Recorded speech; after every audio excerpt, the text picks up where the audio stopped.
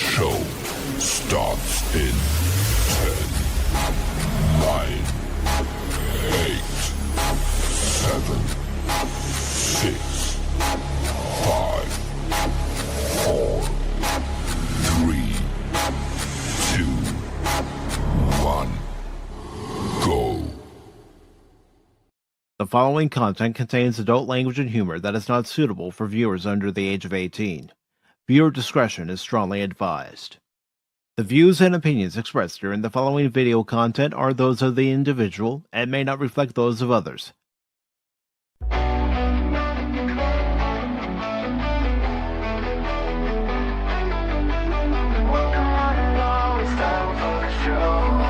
Pacific414 Pop Talk is here.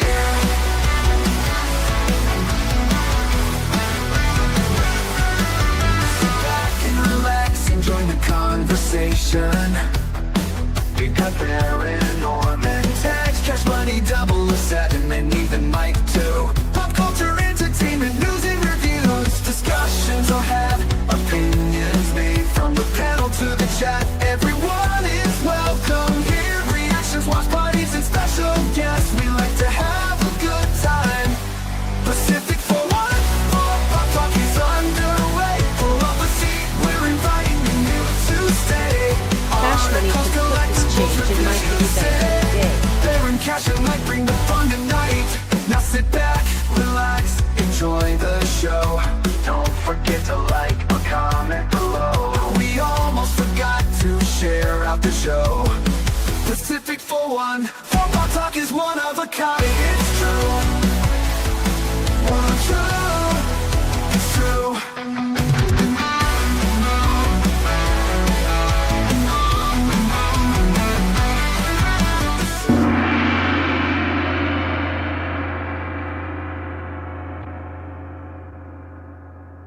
I wasn't expecting that, Baron. Well, how about this? No, thank you. Okay. Good morning, good afternoon, good evening, and welcome one and all to this edition of Pacific414 Pop Talk, where tonight we are going to resume our watch party of Gettysburg, and we're going to resume it as close to where we left off as possible. I kind of moved it back a little further, Baron. Yep. Just to get the setup properly for the next scene. So That's what I suggested. Yeah. It's like previously. I moved a little further back than that. I can tell you what minute mark it's at. You know what the timestamp is. I moved it back to the 2 hour 2 hours 17 minute mark. Ooh.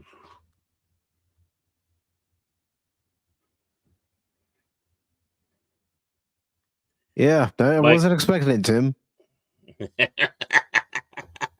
Gotta keep surprises going somehow. All of a sudden, I'm like, what the fuck? I didn't add that sound. It's in there. I know it's in there. I just hadn't added any sounds. Ah.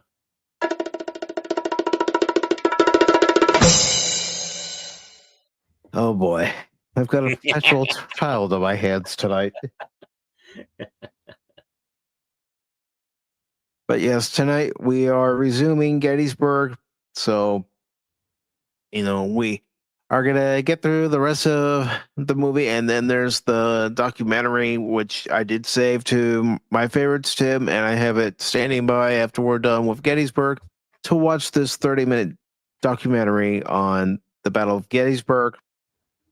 And then after that, who knows what we'll talk about. But before we get underway with today's watch party, I do want to make sure that everybody understands that if you're watching this live, you're more than welcome to join us over on Kosmi to watch the movie and documentary. If you're watching this on the replay, tell you what, come back next week because we're going to have 2 editions of Pop Talk next week, next Tuesday, which I've already told Cash he's not obligated to come on Tuesday, and neither are you, Baron. But next Tuesday for Veterans Day, I thought great 2 group of movies to show on Veterans Day because they're companion pieces And those movies would be Flags of Our Father and Letters from Iwo Jima. So Good choices. we have that coming up next Tuesday at 5 p.m. Eastern time. So an hour earlier than Wednesdays on the 12th, which will be the resumption of our Back to the Future 40th anniversary celebration. We're gonna watch Back to the Future Part 2 and Back to the Future Part 3. Now, a couple months back, I did mention that as soon as Marty gets the letter from Western Union in Part 2 and starts running toward Hill Valley, I'm going to stop Part 2. Ooh. And then we'll pick up Part 3. We'll skip the intro with the Universal logo and all that, and we'll just get straight to Part 3 where it picks up. Because, it's like I said a couple months ago, Baron, we don't need to see the same scene twice unless people want to see that, teaser trailer that they had at the end of Part 2 for Part 3. Yeah. Mm-hmm. Nah, I don't need that. I mean, coming up next on Back to the Future. I mean, honestly, I didn't think we needed it either, but that's just my opinion. And what Right, they're saying about opinions. They're like assholes. We all got them. And I am one. I can be an asshole too. Mm-hmm. But Baron, how are you doing? Oh, not too bad. Not too bad at all. It's amazing how dark it gets now. Jeez. Yeah, it's already dark here. 6:00. Sun's already down, and yep. 5:08 here, and the sun is, it's pretty dark. It's just going over the horizon. So, Other than that, it's amazing how the season changes, and then of course the daylight saving time coming to an end changes things too. But I kind of like the dark myself, but I just wish I wasn't in an area that had so much light pollution. I want to see stars. Stars. I guess I shouldn't complain about the fact that I get to see stars when I step out of the house at 5:00 in the morning or even at night and look up and I can see the Big Dipper, Little Dipper. Mm-hmm. Mm-hmm. Oh yeah, I mean I can see some of that stuff, but it's like I want to see the Milky Way. I want to see because it is so fascinating. Just to think, our forefathers, that's what they saw when they went out at night. Mm-hmm. Including in the time of Gettysburg. Yes, they could see space, the final frontier. There was no Starship Enterprise, though. No, but there was a sailing ship. Yes. There was no Captain Kirk, Captain James T. Kirk. But I know that's not what people are here for. They're not here for me to talk about Star Trek tonight. They're here to watch Gettysburg. But I thought I thought that's what we're going to do. I mean, honestly, Star Trek is the end all be all. Absolutely. Yeah. It's the end all be all as long as you're watching from 2005 and back to 1966. Mm-hmm. I don't want my pain taken away. I need my pain. Heck, I'll even take that over New Trek. Oh, any day. They made that. New Trek has made that a masterpiece. Ooh, I see frozen soldiers. Yes. They're stuck in time. They are. It's a time paradox, Marty. But before we resume the movie, I do want to acknowledge Lady Mist. Thank you for being here last night. Sorry, it disconnected, but that's my ISP lately. I watched a little bit of your Wuhan thing, and some of the outbursts that you had, and I gave you a like, by the way, too. Well, I appreciate that. I really do. Mm-hmm. Now, if you know me, I don't sugarcoat it when I play games, and I don't sugarcoat it when I'm talking on here. I would have get with me. I would have thumbs down if you're playing cool, calm, and collected, but it's like, oh no, Mike, okay, he gets a thumbs up. So there's passion behind it. Not corporate Mike, it's real Mike. I've always been passionate about things.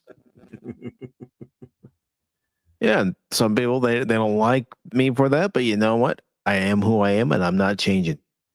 Okay, Popeye, start the movie. I, w- I was going to acknowledge you, but screw that. Acknowledge me for what? You were in the chat, Oh, so I was okay, going well, to be acknowledge nice me and then. acknowledge you, but fine. You don't want me to Oh, acknowledge you, then screw you. yeah. I had my eyes on another screen. Sorry, I didn't see that. Right, right. And then, of course, we have Phil McCracken who says, "No Yankee like God and Generals. All three books were awesome to read." Yeah, maybe the books were awesome to read. I've never seen the Yeah. movie, and from when I saw the trailer, I didn't want to see the movie. Guys in general, yeah. I mean, yeah. I heard that people were really let down by that one. So Yeah. You know what I'm thinking about going to see when my sister's watching Wicked Part 2? Wicked Part 1. No, I've already seen that once, Baron. I don't need to see that again. Once was enough. Thank you. Mm-hmm. No, there's a new movie coming out, and it's Nuremberg. It's got Russell Oh, Crowe, Rami yeah. Malek, and a few others in it. It looks Mm-hmm. good. I might go see that Yeah. when my sister's watching Wicked. I think they showed him and Getting in there, and he looked pretty authentic in the trailer I saw. So Yeah. we're Right. getting yelled at. Oh, I'll get on with it when I'm damn good and ready. Yeah. Watch what you do there. Remember, Mike's feisty. I'm spicy, I'm feisty. I'm just Mm-hmm. getting older. And I have no tolerance for bullshit anymore. Mm. But I'm the king of bullshit. Mm. this movie isn't bullshit, so let's get it started. Yay!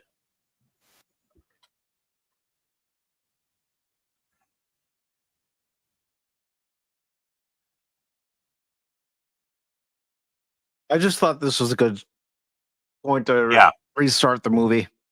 Yeah.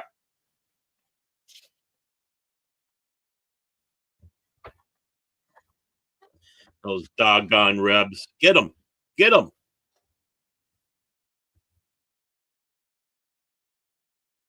Do it for Republic. Do it for Lincoln. And it's good to see DJ Ronnie G. DJ, I hope you have a contingency plan to get out of New York. And your turtles, too. I think the turtles are packing right now, actually.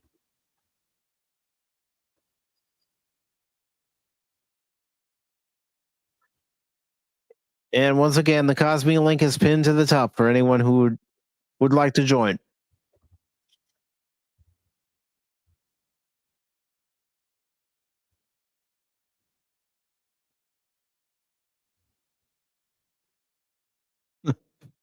All right.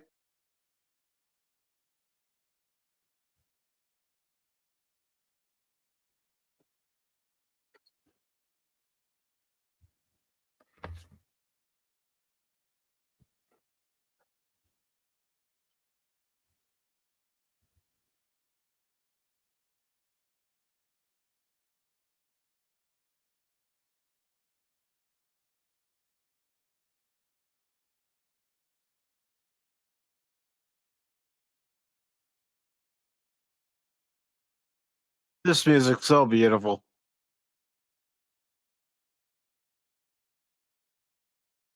They certainly don't do music scores like this anymore.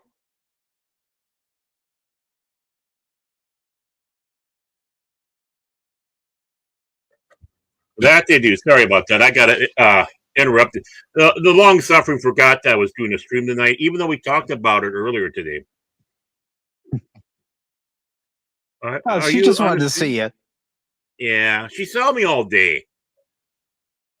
Well, she loves you that much. She wants to see more of you. Well, I'm naked. She sees everything. Well, we didn't need to know that, Baron.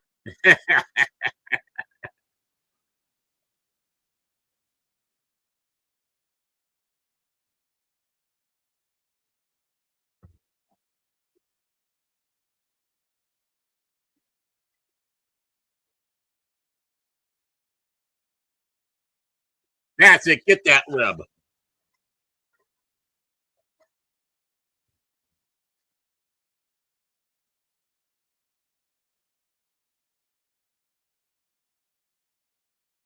Yeah, show those ribs who's the boss, who's the king baby. Mm-hmm.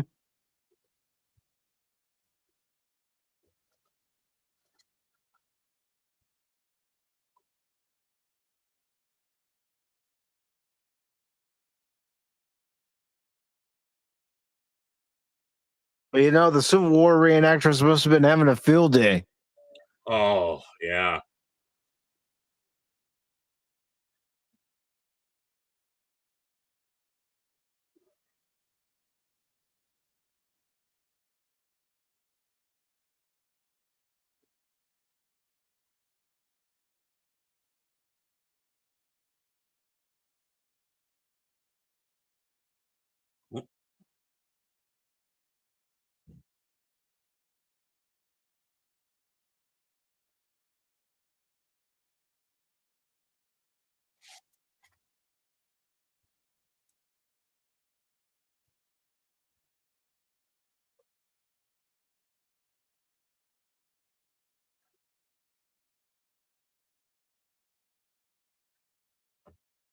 Yep, and like I said, Sunday, that's what they had to do. Yep. If they were low on ammo, well, you take it from someone who's not using it. More than likely, it was a soldier who fell in battle. Yeah. Well, I mean, they don't need it no more. I mean, not to No, sound cruel, but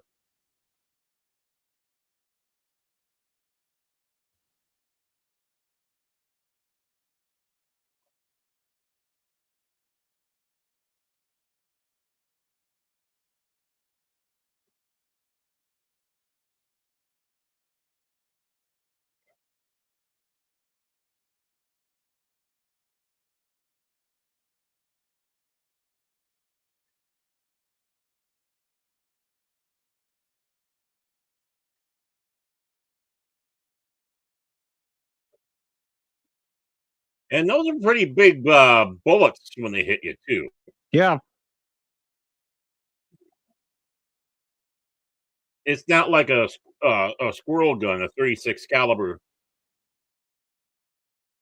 no. If I recall correctly, some of them were the size of a quarter. Mm-hmm. Yeah, like 56 or 52 caliber. I'm trying to remember. I know I'm probably complete, but it's up in that category. I mean,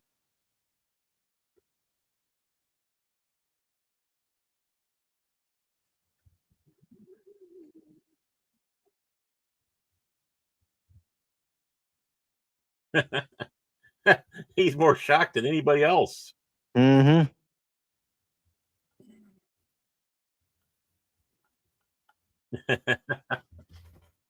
It saved his life. Hmm.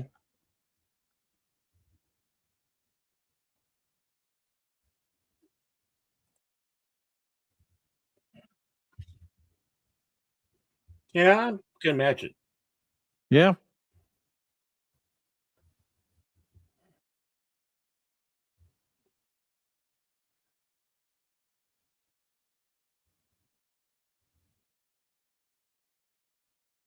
Mm.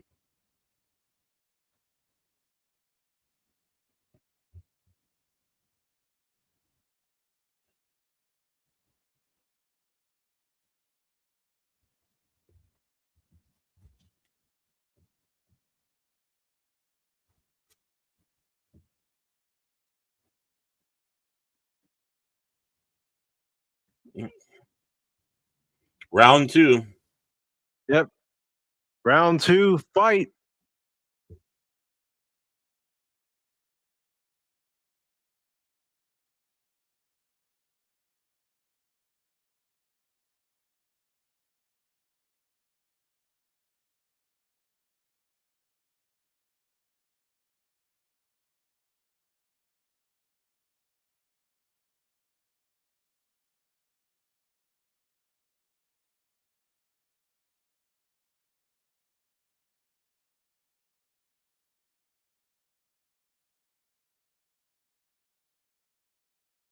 Well, That soldier's not using that weapon anymore, so Yep. How it was. mhm.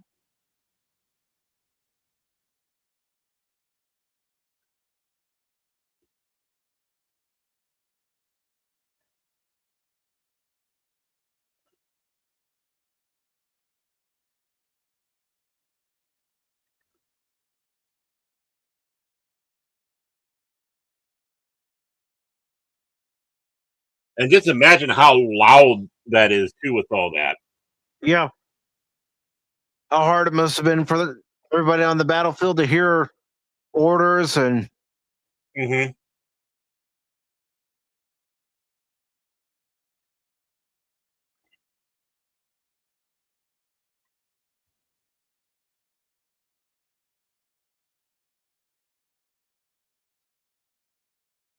Bang bang.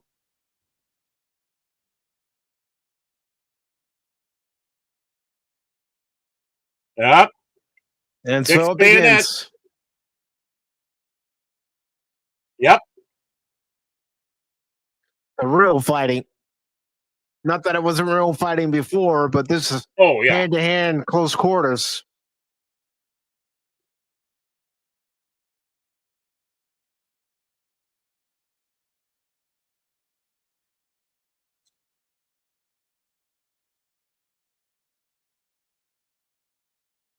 Hey, Conda, how you doing, brother? If you want to watch it with us, the Cosmi link is pinned to the top, man. Look at the bodies piling up, just like it would have been. I mean, having to jump Yeah, I over the do tend body. to lurk at your channel. I do. Well, I appreciate you coming by, Conda. Good to see you, brother.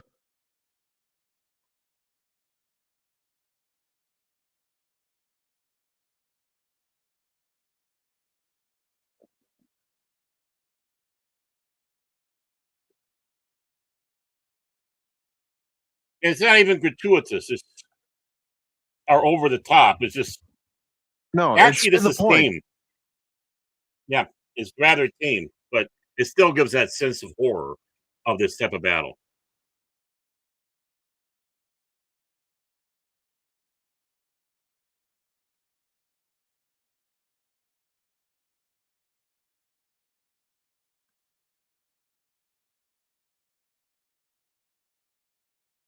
Yeehaw!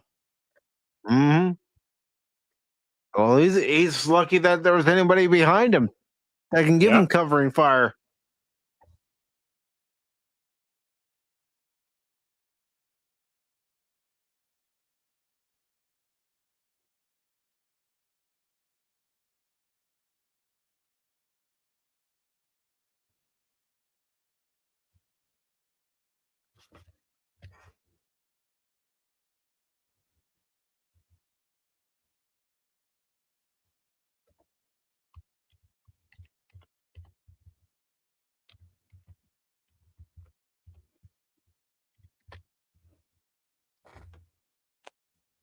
yep. To the last man. This is Sparta type of thing. Hmm.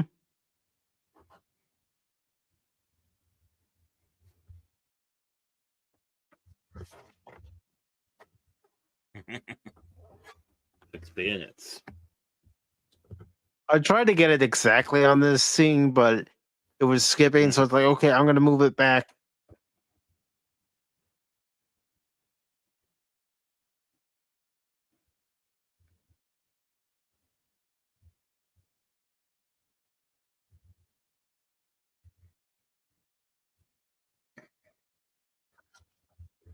I like how he has that accent.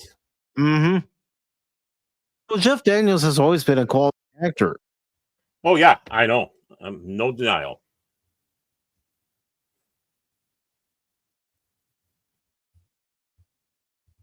It's like I said Sunday. That's why I found it hard to believe when I saw him in Dumb and Dumber. It's like Jeff Daniels is doing a comedy because I respected him as a serious actor. Yeah.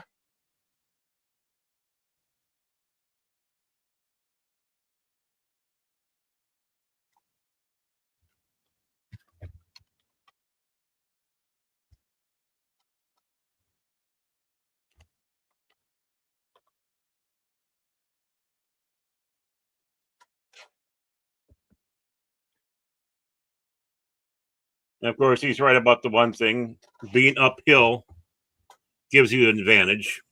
Mm-hmm. The Union soldiers have the high ground. Mm-hmm. We haven't heard that before. So some movie came out 20 years ago. Don't tell me that. There's your signal.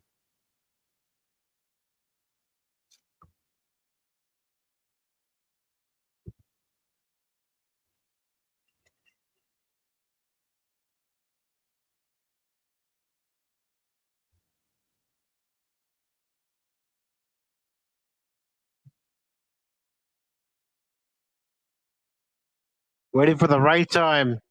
Mm-hmm. Almost. Go.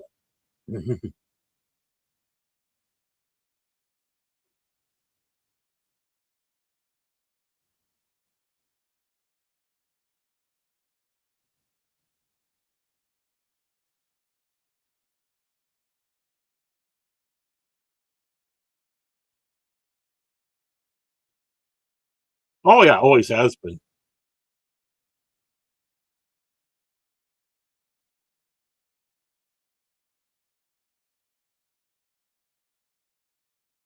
And now they're That's it. retreating. Make Falling the back. Rebs run. Yeah.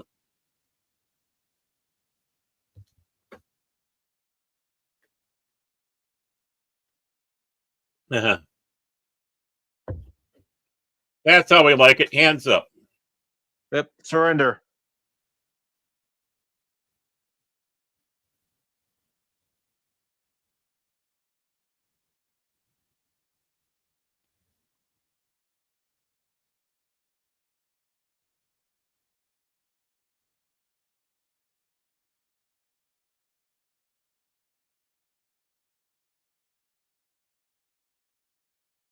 Mhm.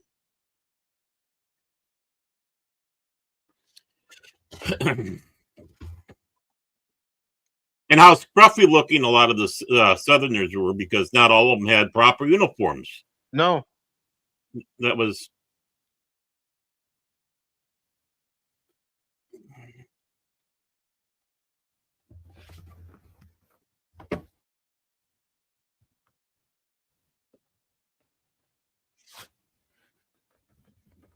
Mm.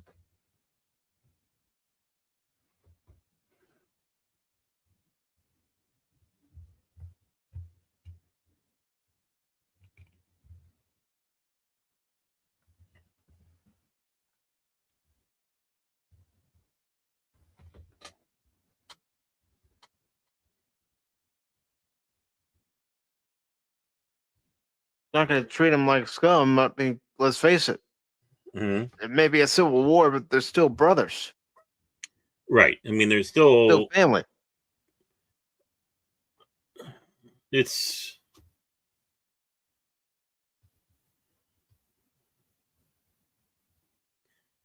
You know, a little bit still of that officer and gentleman thing.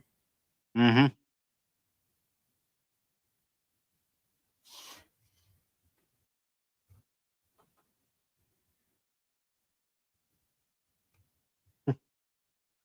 That's going to be an interesting place to have something lodged in, of all places, your armpit. Yeah. That's just gotta hurt. Ouch.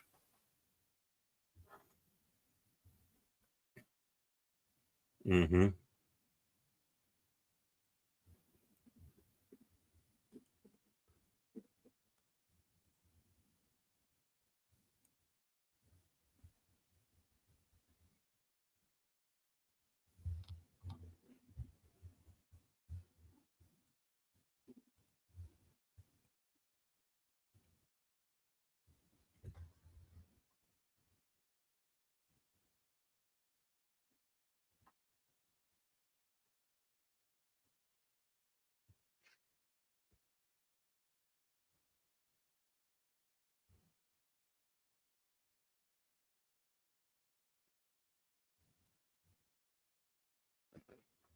Mm-hmm.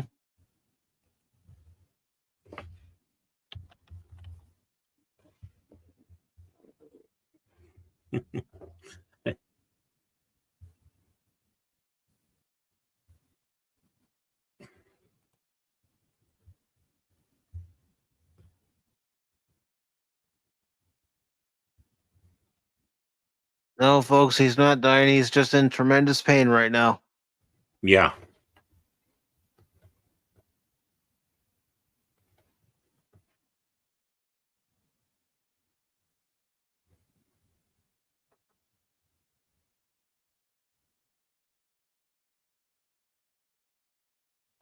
A little bit of flask action, and I can't blame him. Nope, not after a battle like that. You gotta calm the nerves down somehow. Mhm.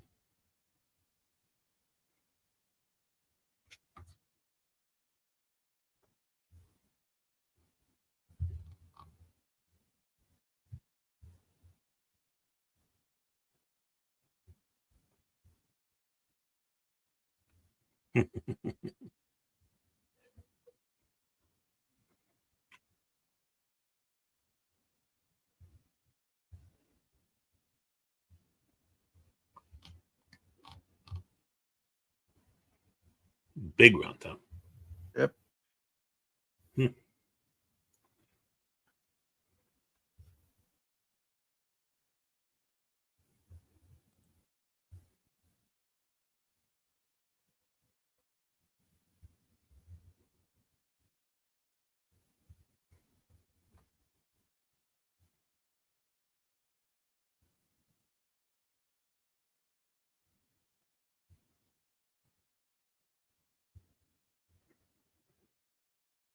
Again, like we said Sunday, there's no way they'd be able to make an epic like this anymore.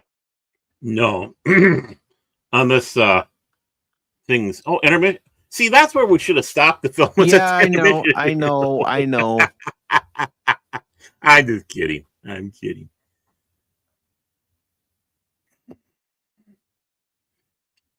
Oh yeah, the body parts from even the littlest wounds, people would lose Mhm. limbs. They would have their limbs amputated. Bite on this while we take a saw. Where of course the term sawbones comes from. Mm-hmm. And then they still weren't necessarily out of it of danger because you still have the infections and various other things. Mm-hmm.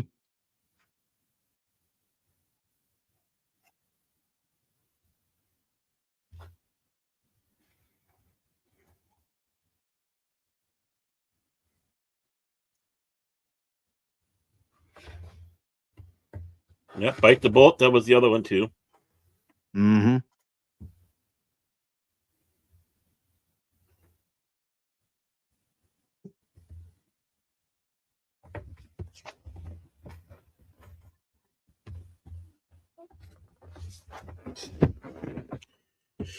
Yeah.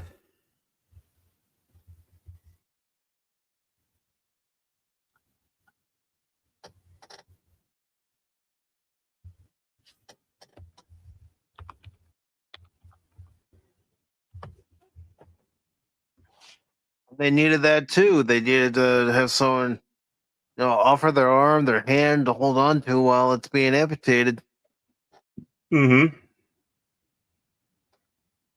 whichever limb it was.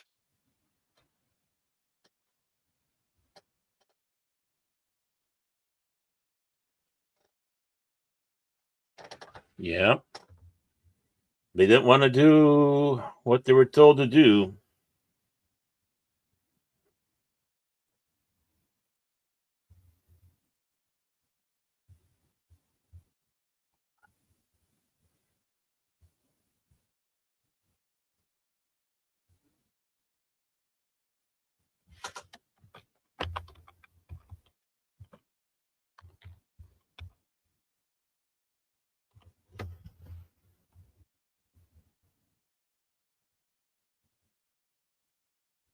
Amazing how this would have changed with just a couple of different decisions. Mhm. Not major, not just instead of going this way, going that way. Small changes would have affected the entire war. Right. And literally, that's almost every war. You're gambling. Will this work? You hope.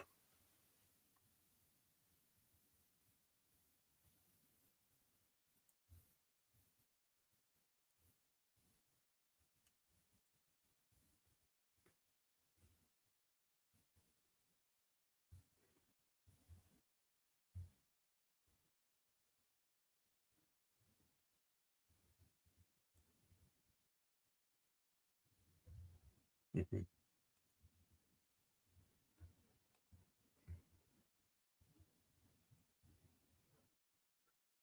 Well, it's not going to tell you in front of the other men.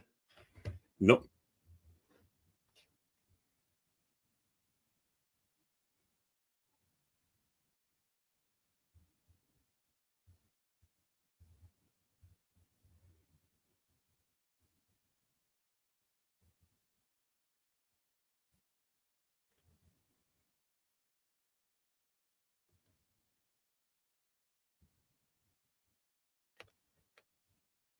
A job like this, you don't need an audience. Hmm.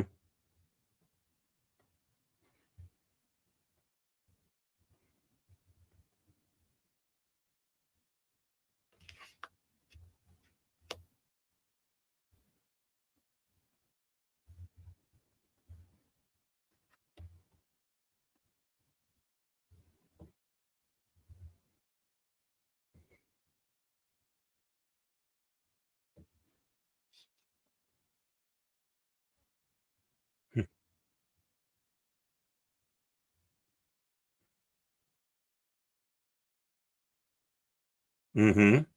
He's absolutely right. Oh, yeah, that's still prevalent today. Yep.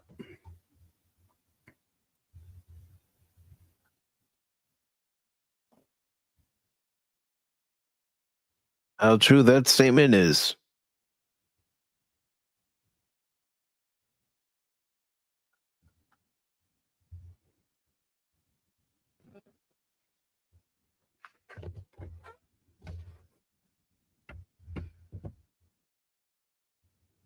Which is why I would never trust an actor.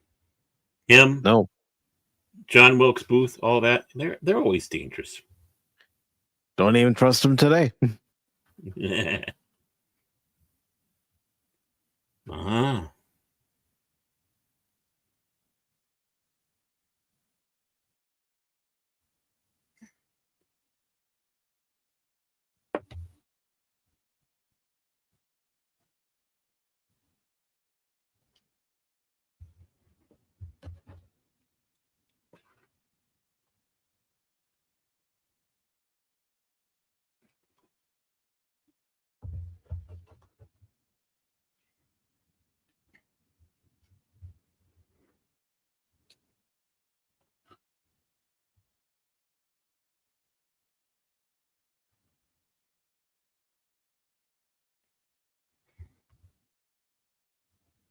There's a lot of songs and hymns that had the same tune because Hmm. people would know the tunes, so it'd just be easier to go from place to place. No, how many hymns and songs are done off of green sleeves? Hmm. And even the words to green sleeves, the changes that's in there.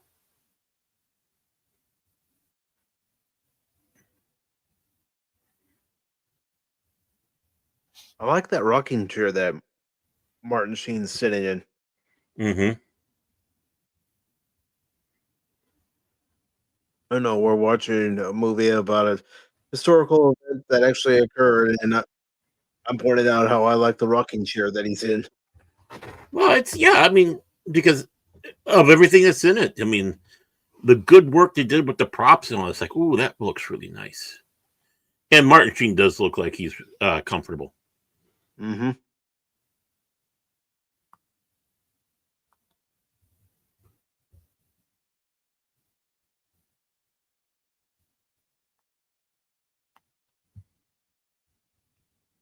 Hmm.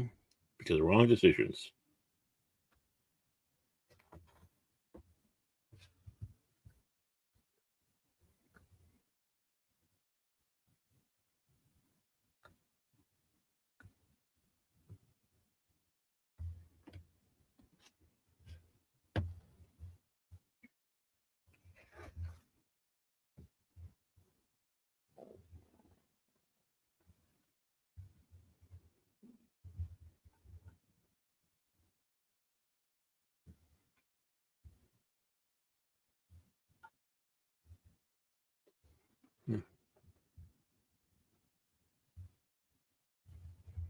He's got to think on it because this could be the turning point of the war. But how many Yep. men is he going to have to sacrifice in order to accomplish it? Yeah.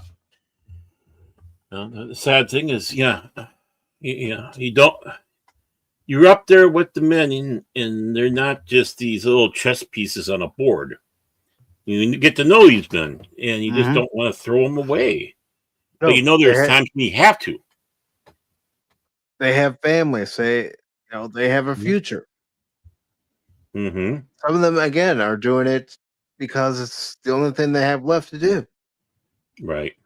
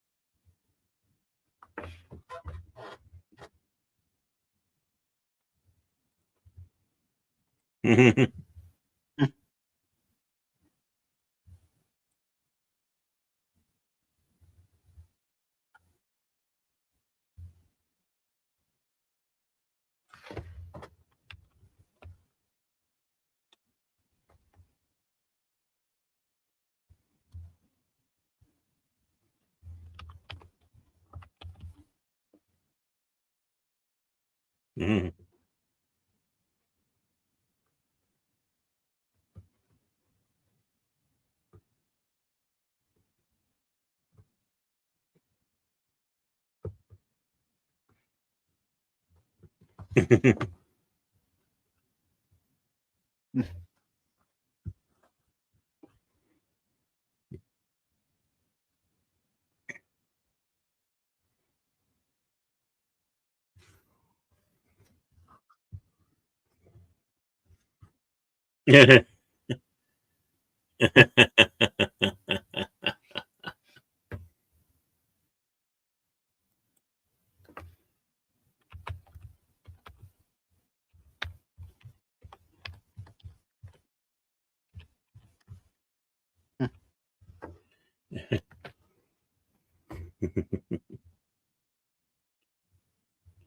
no, uh, Cash, he's first generation. I did not know that. Yeah, he's first generation. He's, um, yeah, recently, the family recently evolved, and he's considered to be that's why he's got some of that simian attitude. But does truly explain his chin. Right. It is truly a magnificent monkey chin.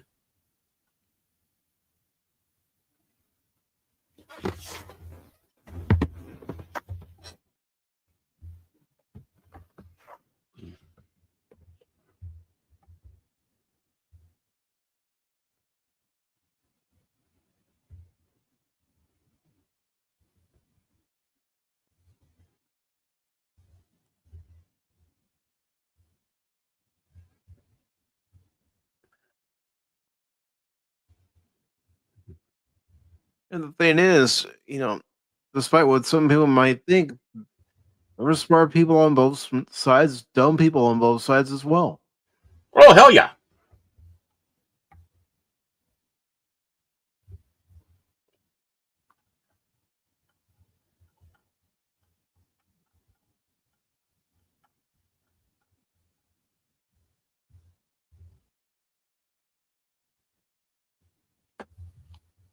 How would you like to have that pipe, Baron?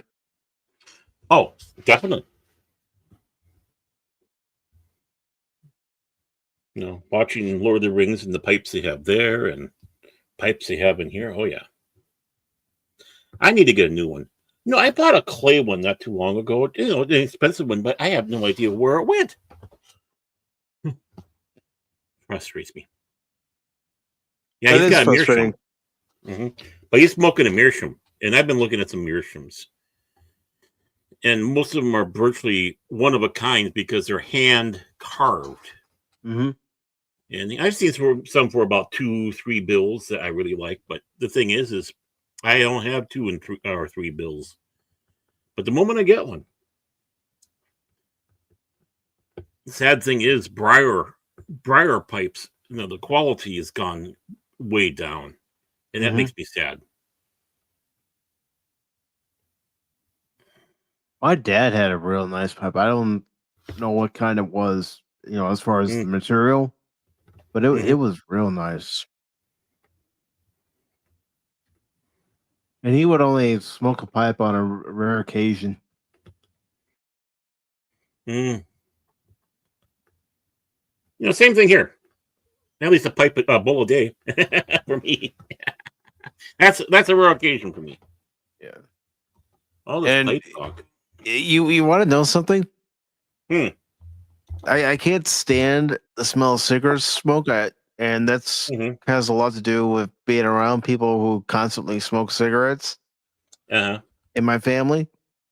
But I Right. don't mind the smell of pipe smoke. Well, yeah, that's because there's so many additives that they put in cigarettes, and unlike what they want to try to tell you, it's not necessarily the tobacco companies wanting to do it. It's government coming in saying, "Well, you have to add this, blah blah blah." So when you get to cigars and pipes, you're getting to, basically virtual pure as you can get. And of course, the flavoring. Well, the flavoring is like different types of the tobaccos, and maybe they'll make have like a rum style or a cherry style. Again, all natural. I mean, I like Latakia, so give me Latakia any day. And this place smells like an English pub. When I crack open. And I've actually been getting some tobacco that's like tobacco they would have back then, like plug tobacco, where you have to tear it apart.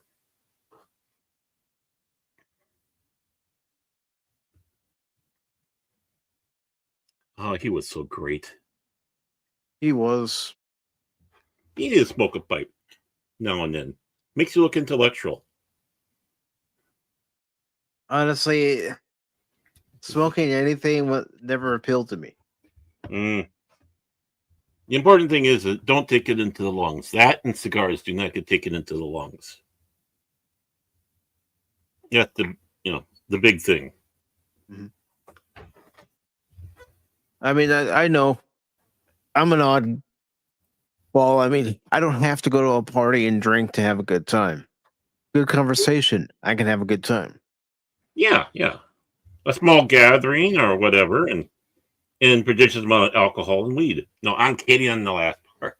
I know you But, are. Sitting back and having a cool one, a cold one while you're doing it, or whatever drink, and usually you're nursing them, so it's not like you're. I mean, when it comes to me, but yeah, I don't like going to parties. It's too damn loud and chaotic, and it's like, it makes me happy. And if I can whip out my pipe and enjoy it, there we go, even better. Mm-hmm.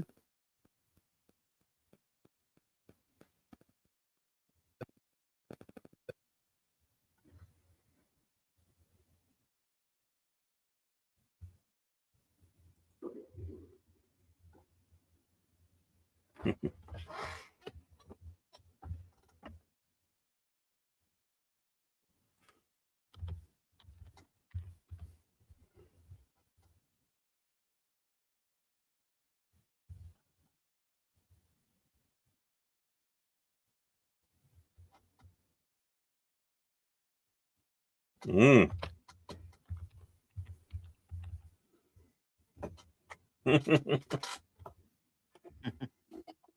Yep, I agree with Lee.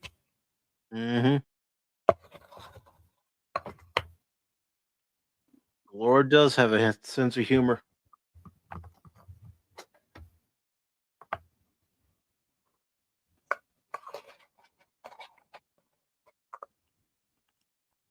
Of course. Jib Stewart.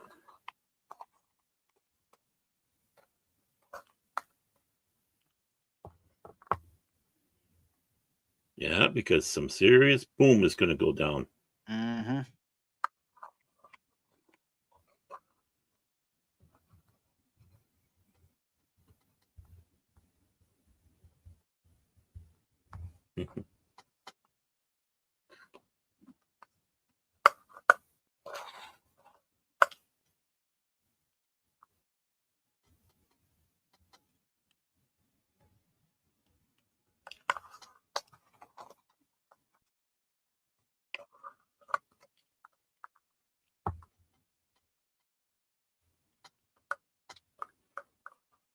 Mm-hmm.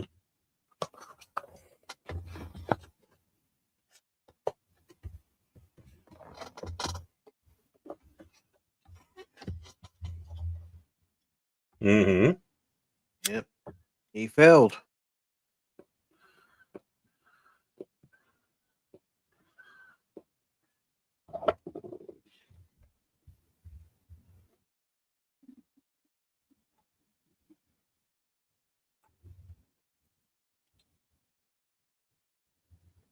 Mm-hmm.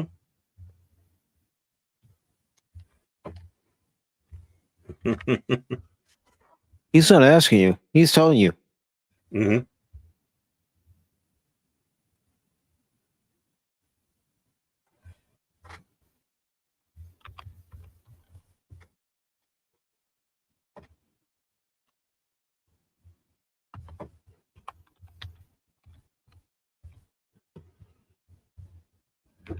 Yep. You're absolutely right, Tim. Screwed up. Yep.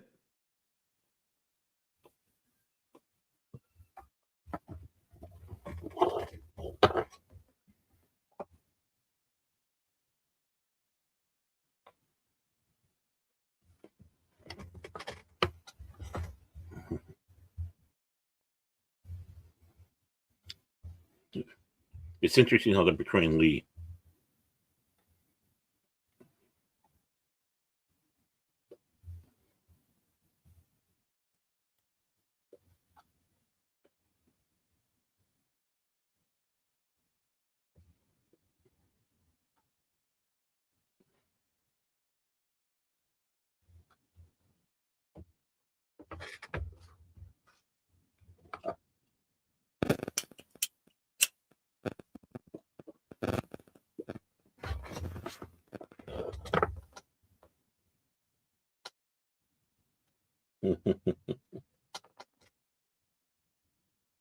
He said what he had to say. He made his point.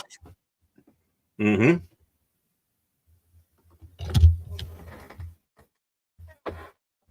He still walks out as a general. Mm-hmm.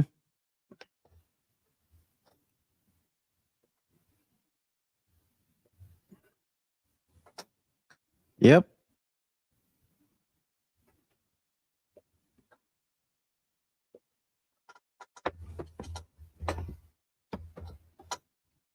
The last day.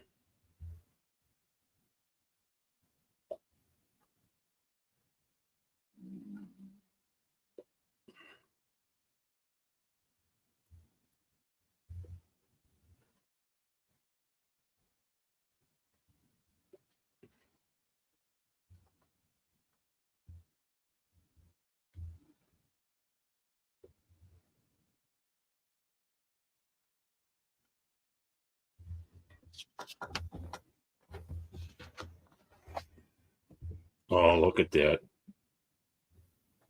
That's all he had to say, Tim.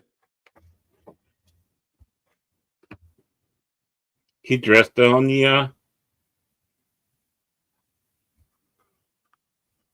dressed him down respectfully, and that's all. Mm-hmm.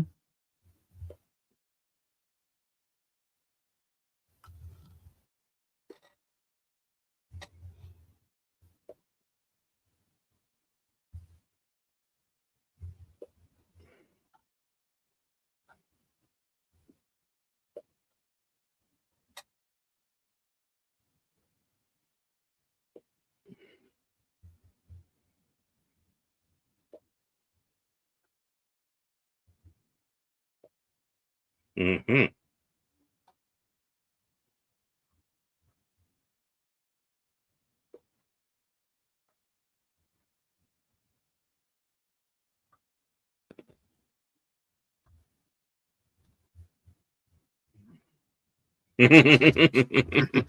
Well, that's true. Running up a steep hill like that, and you Hey, get tired. you get your workout. Yeah, getting that cardio done. Mm-hmm.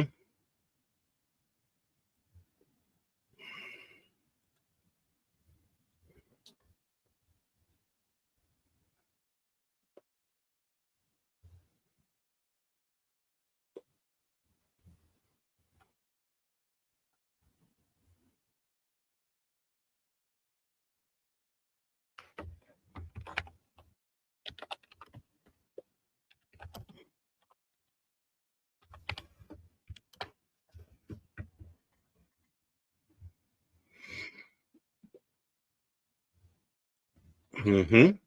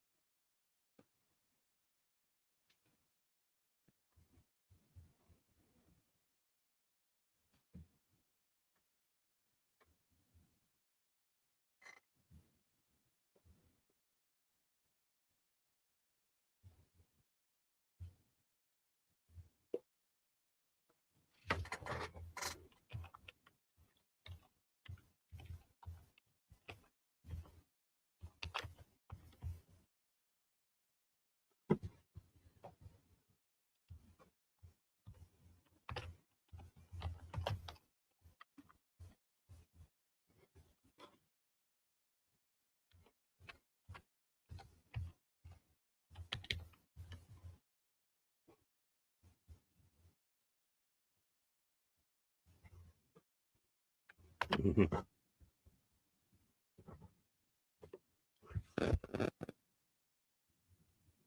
Oh, Mm-mm.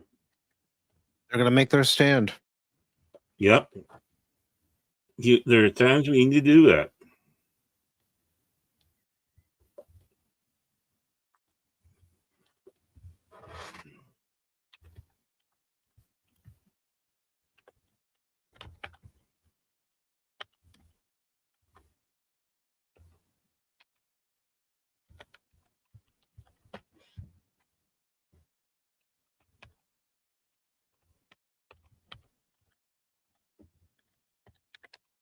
He's confident in that too.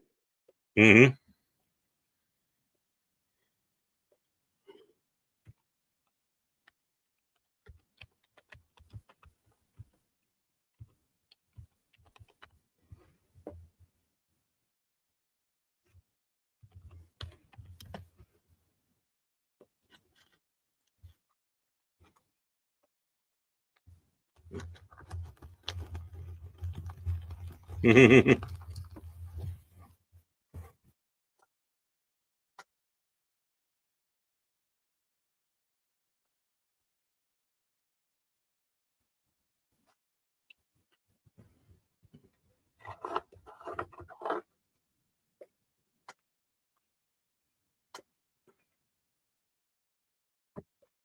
That looks like a nice pipe down there.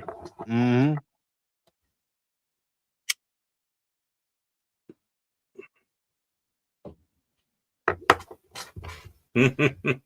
Oh boy, if they only knew. Mm-hmm.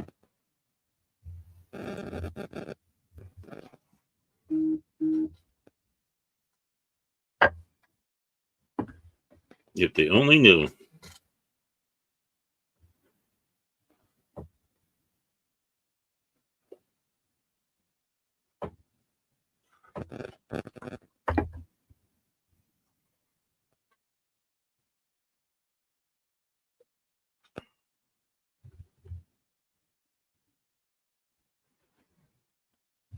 I found my love for watching movies like this by watching them with my dad when I was growing up.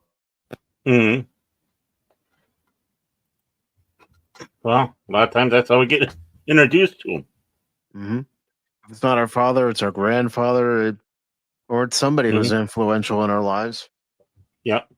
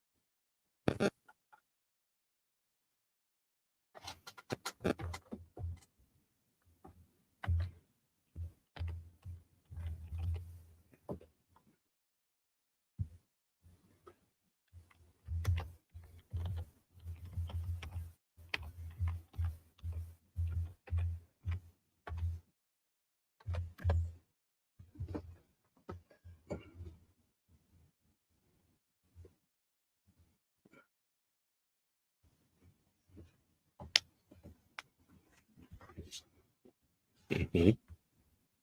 Yeah. They'll be vulnerable. There's no cover. Mm-hmm.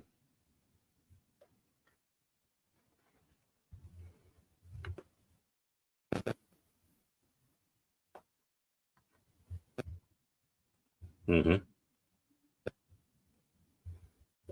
He was absolutely right, Tim. Mm-hmm. Even military generals can not get it right.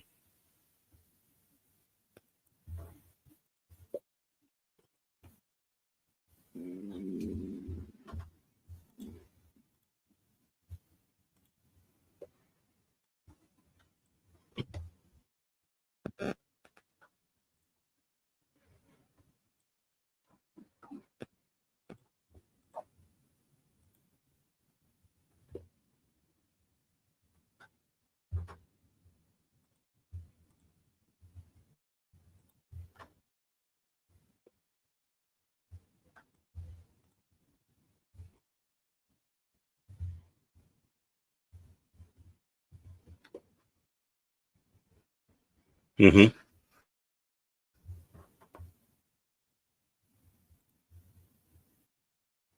Yep. Mm-hmm.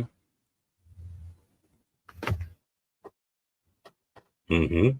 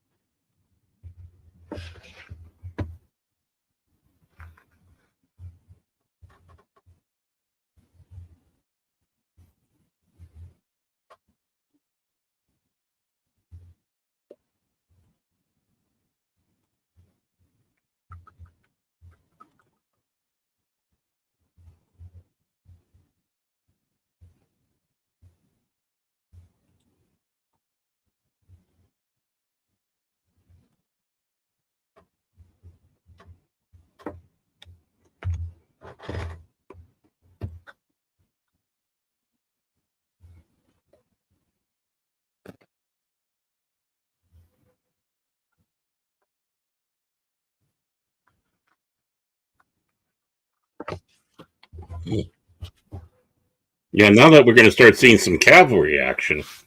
Mm-hmm.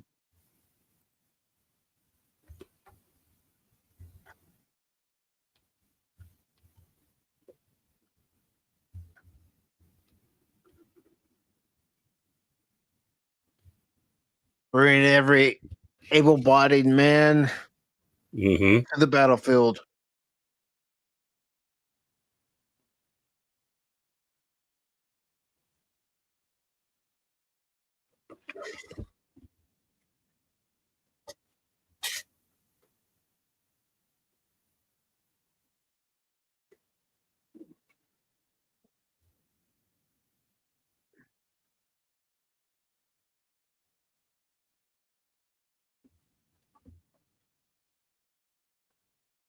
Those are some happy rebs. Mm-hmm. Well, he's a hero to them. Mm-hmm. Yeah, and rightly so. And that's what you want. You want to get your troops all psyched up. That's why you're there. Yeah, They look at you. I admire you. Mm-hmm.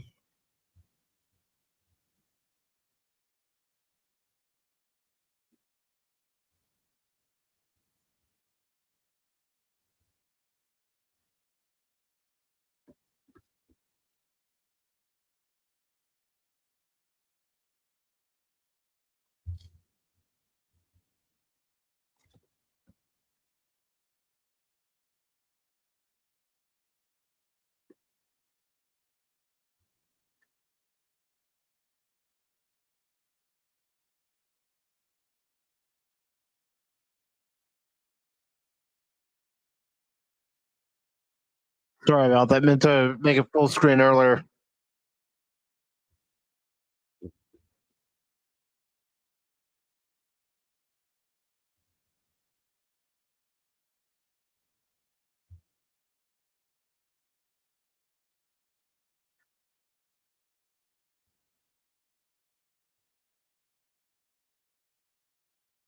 Even now, we have high-ranking officers visit our men and women to boost up morale. Mm-hmm. Well, yeah, I think the times when, well, it doesn't matter what you think of them, but when W went and surprised everybody, like at Thanksgiving, all that with the troops. Which was a whole big surprise, and yeah, it does. They see the leader, the commanding officers of the armed forces, and it's like it just fires you up. It just Mm-hmm.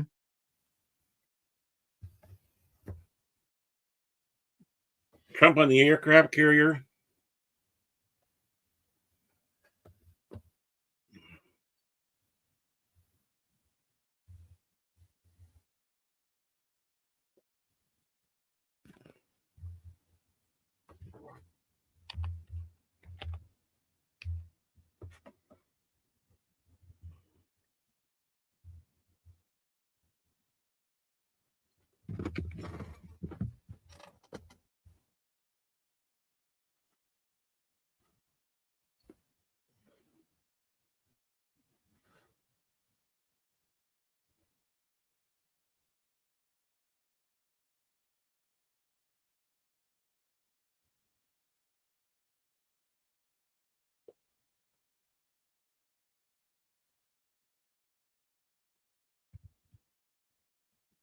Mm-hmm. Yep.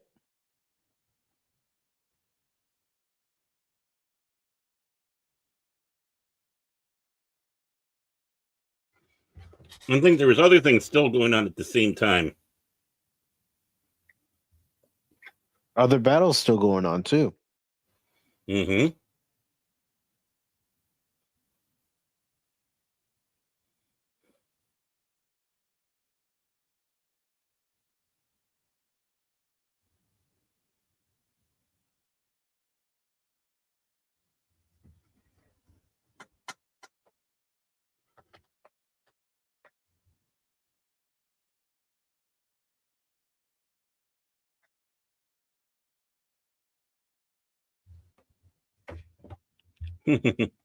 Mm-hmm.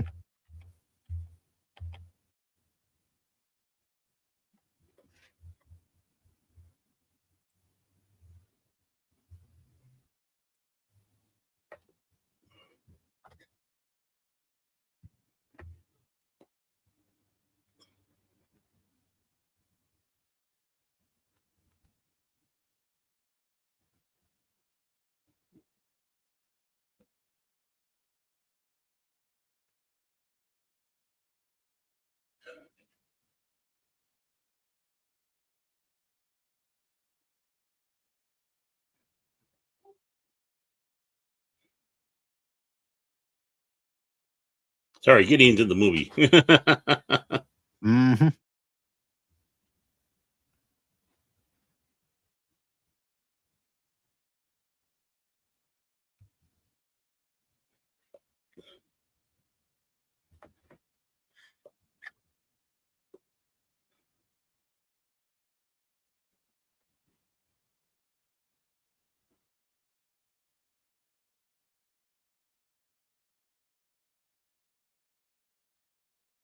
Yeah, that is sad.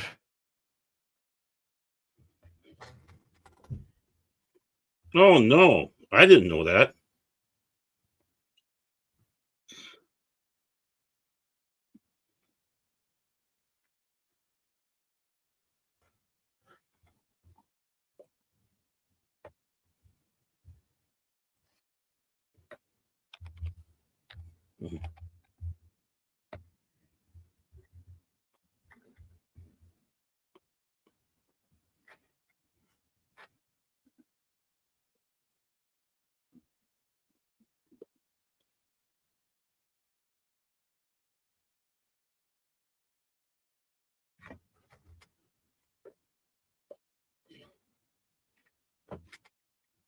Mm-hmm.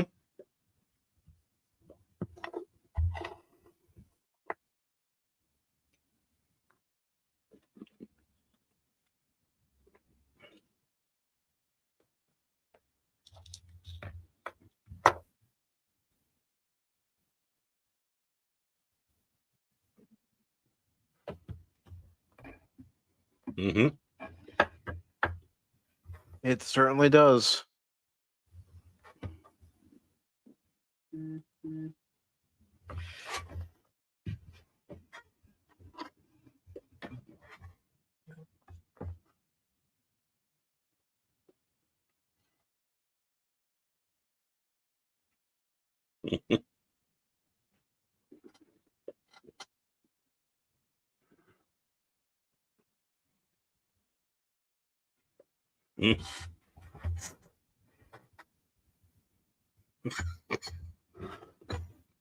He'll be fine. He'll end up at Ruapente. Mm-hmm. Such an underrated actor. Yeah, he really is.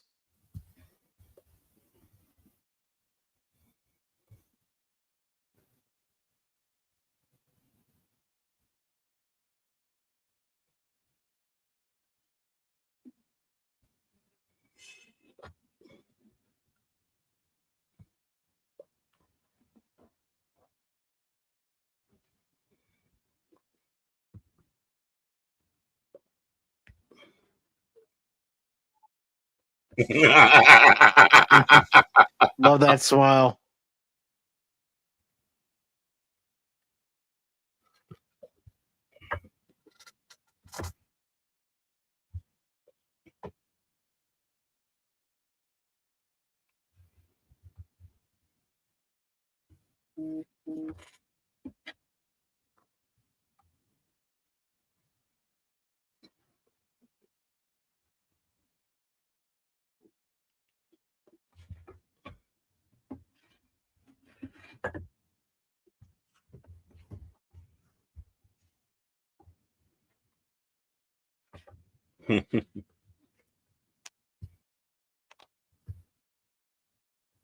Mm-hmm.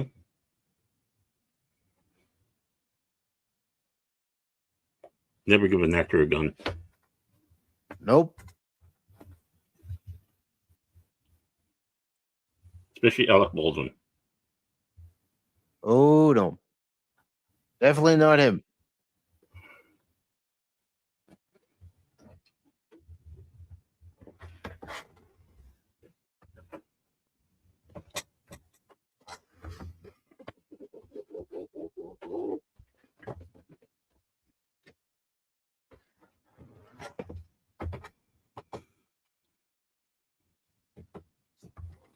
It's gonna be interesting how they do the cavalry.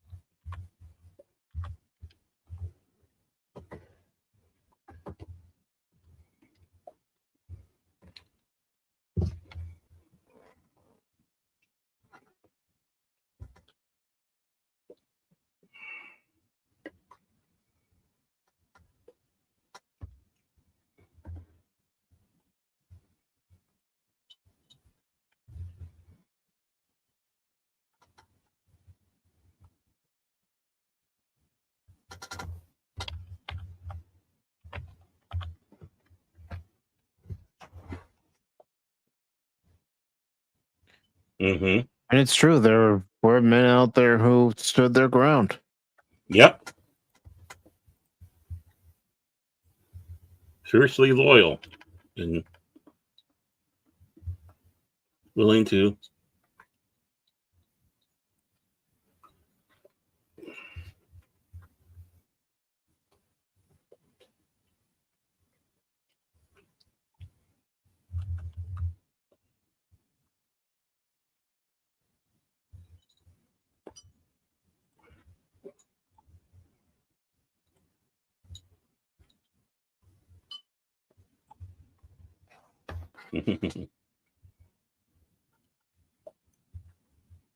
The mercenary is more than apt to do this. Mm-hmm. Cemetery Ridge.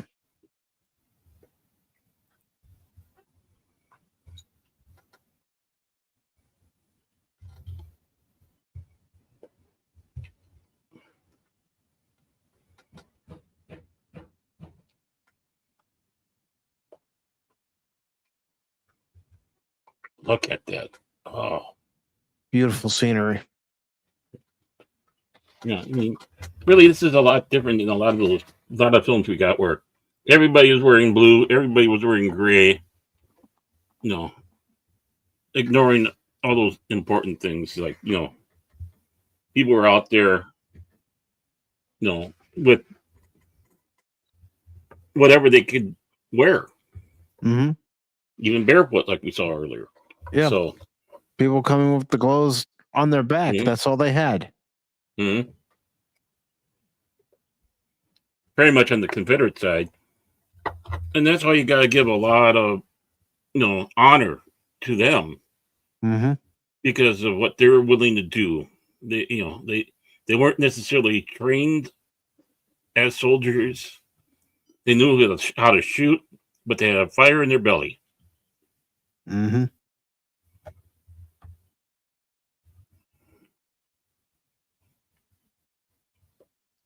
Mhm.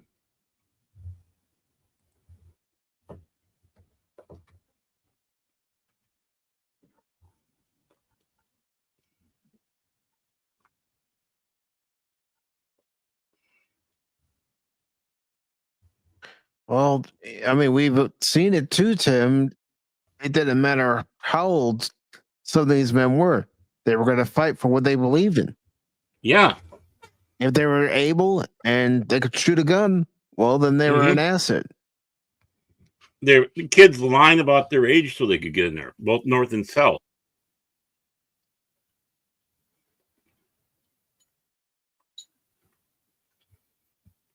People who are older men, that should be enjoying just sitting and relaxing out there. They believed in the cause. Mm-hmm.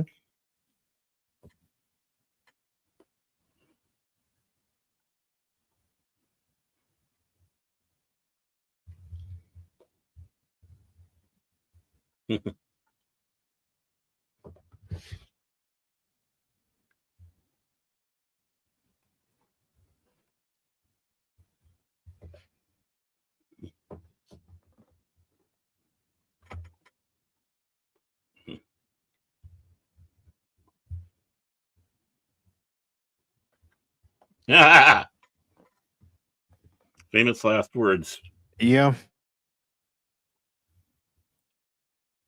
And sometimes, as far as his question, what do the books tell you to do? Sometimes you can't go by what the book says. You got to go by what's happening at the moment. Yeah.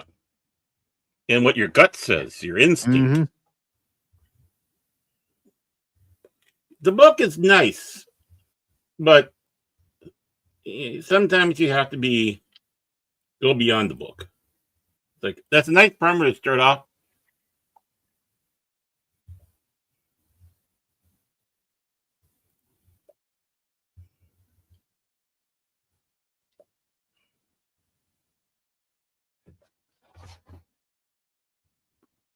Mm-hmm.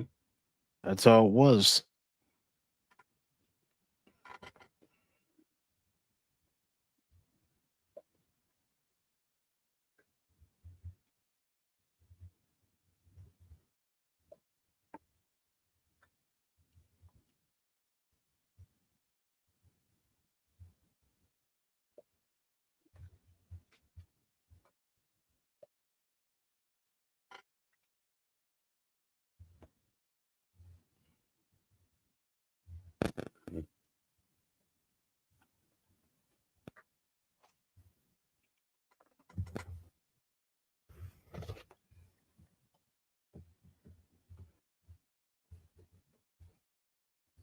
Mm-hmm.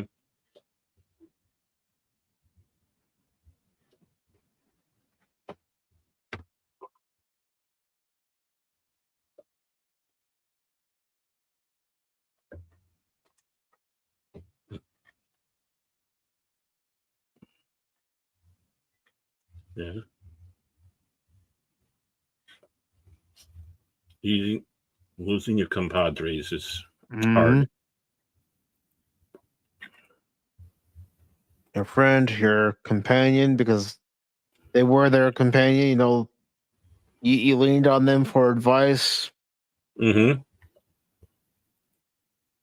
Ooh, there we go. Yep, it started. Yeah, they're just going to rest. They're tired. Famous last words.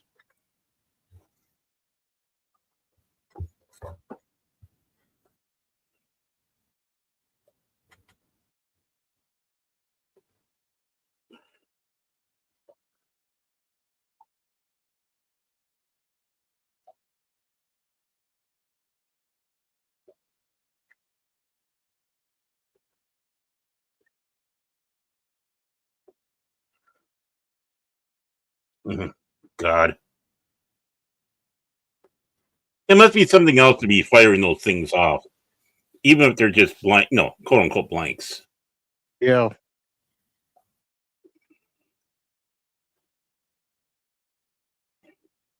Look at that. I mean, setting up a that's how the shot battle. like this. This is how the battlefield would look Mm-hmm. All that between the thick cannon. smoke. Yeah, even the muskets and all that would be.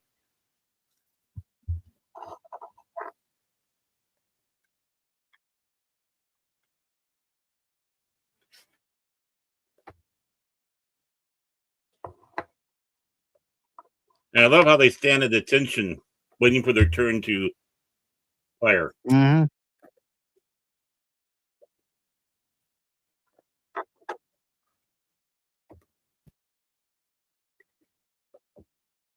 Mm.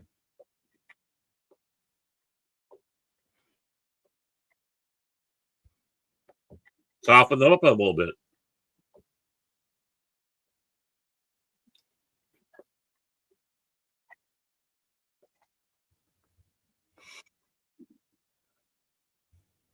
The thing is, when you were in your 40s, you were considered old back then, Yep. considering lifespans.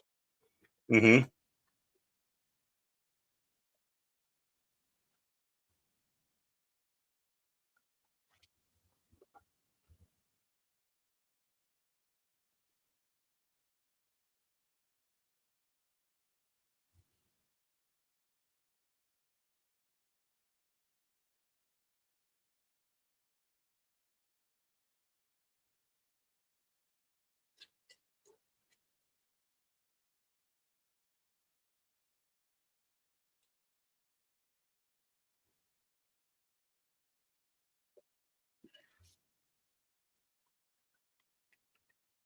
Mm.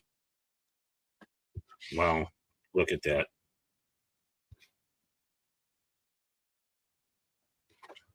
And the different shots it would have for that. Mm-hmm. I mean, you had the one where the two balls with the chain. Yeah. You had ones that would go boom when they hit, or I mean,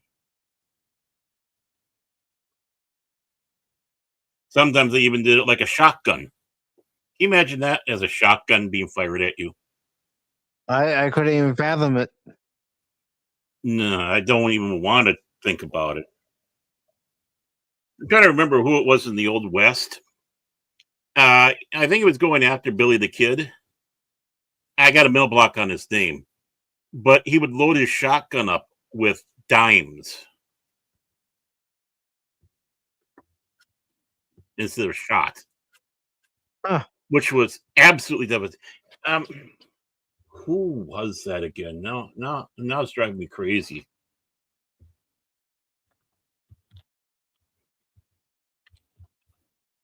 Yep,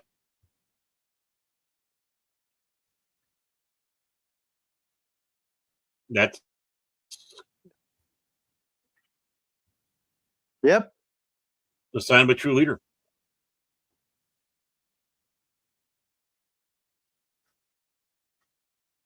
Now they're waiting their turn.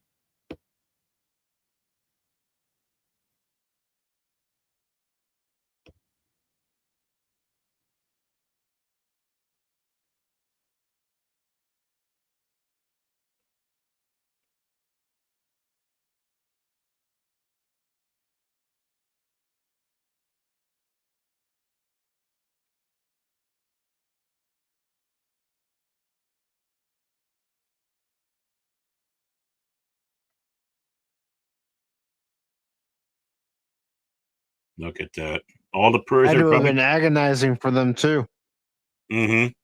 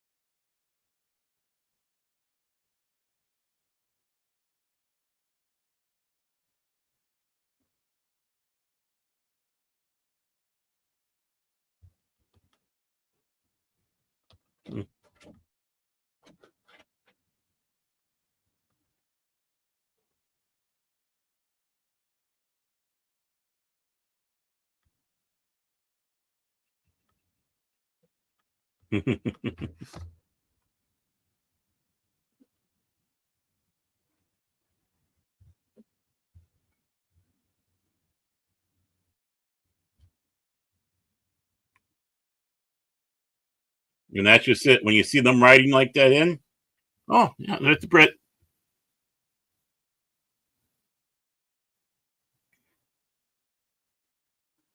Yep, he stands out like a sore thumb.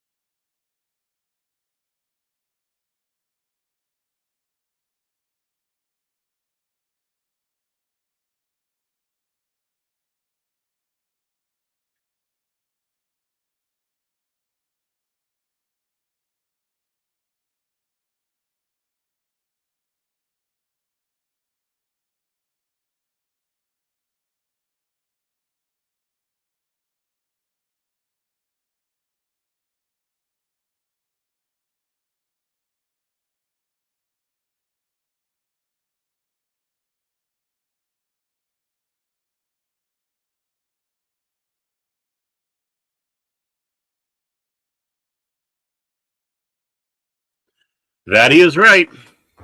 Yep.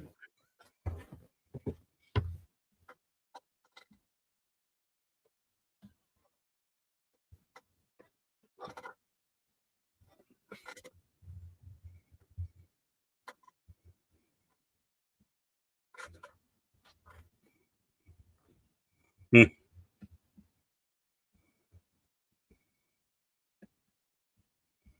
Yep.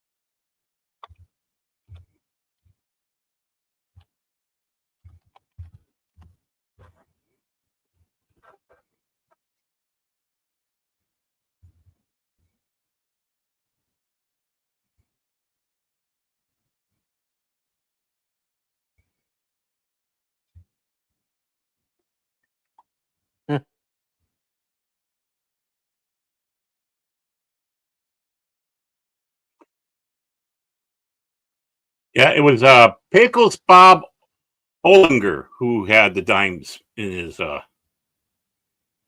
shotgun. And Billy the Kid got the shotgun away and blew him away. Wow. I never knew that. Mm-hmm. I guess they did that in portrayed that in Young Guns too. It's been a And long time since I watched that one. Mm-hmm. And 1973, Pat Garrett and Billy the Kid. I don't know much about that film. And Tim's saying that he's walked from where they're standing to the Union lines. Mm-hmm.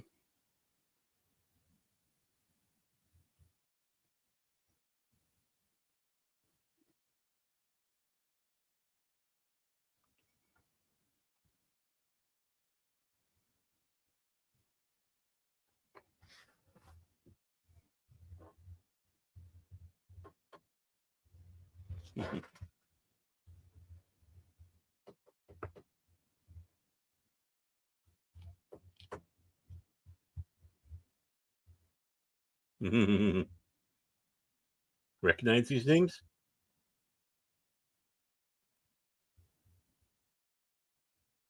Or give me death.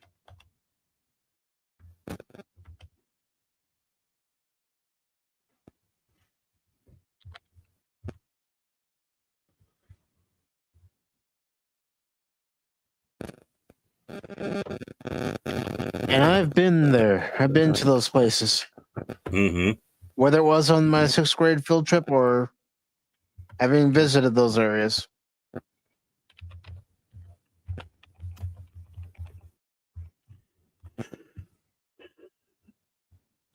See, with my dad, with obsessions about the Old West and stuff like that, that's why we were pretty much west of the west of the Mississippi when we took our trips. You know, Tombstone, which you've been to, I know.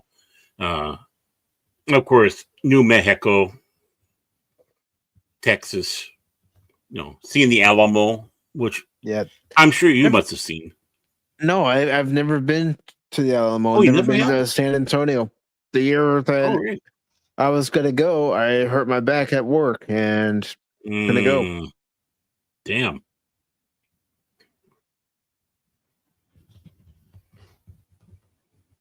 Even so, Lever Eden Johnson's grave, and we were there burying someone in association with him.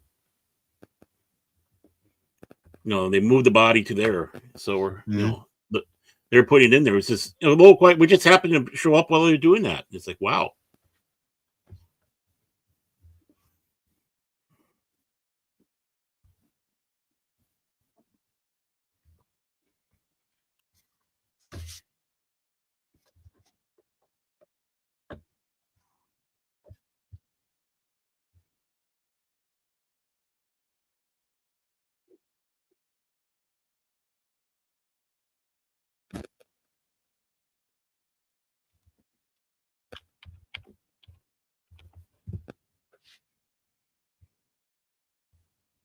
Mm-hmm.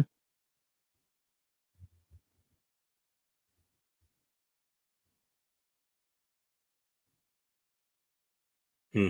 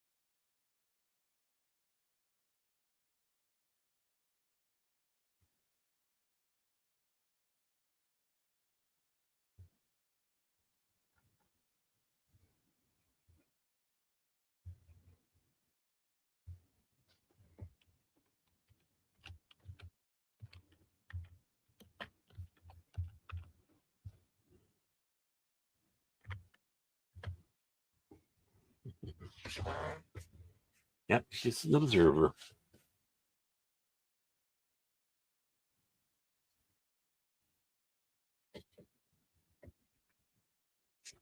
Wonder if they'll show that where you have the people out there with their picnics watching this. It's been so long since I've seen it. I don't remember if they do show it, and I don't want to say, "Oh yeah, they do show it," and then Yeah, it's look not like a there. damn fool. Exactly. I remember, there was a battle. I don't know if it was Gettysburg or wherever it was, but they had they were all set up, and all of a sudden the battle started to move, and it moved to where they were. They had to hurry up, pack up, and get the heck out of Dodge. Yeah, because that's one place you don't want to be in the middle of a battle. Right. It's like, well, we thought this was a safe place. Yeah, yeah.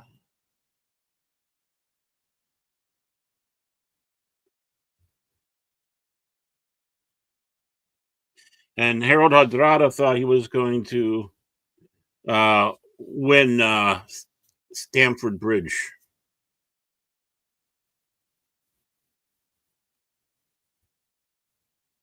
Harold to the eye.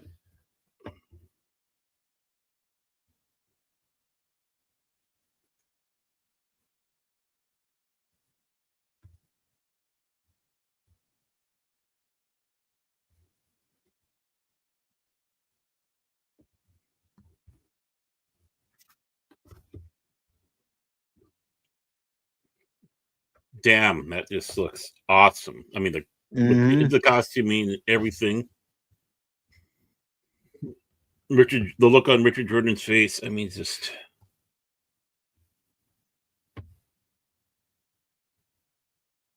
Well, they knew this was a battle they may not come back from. Mhm. Yeah, all of this would be green screen. The extras, CGI. Yeah. Yep.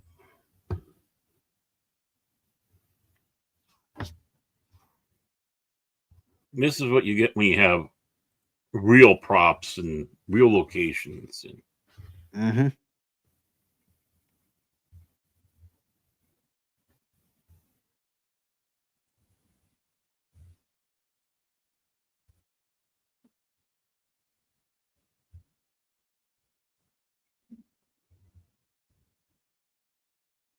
Virginia.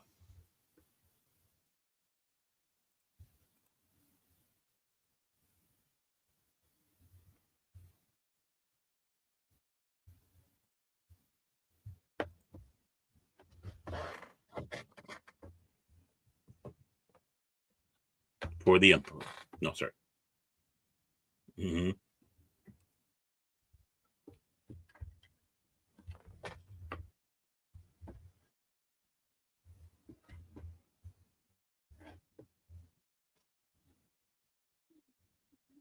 But yeah, we will definitely get to Lord of the Rings at some point next year. Oh, God. And we're not going to swim in the shallow end. We're watching the extended cut. Of course.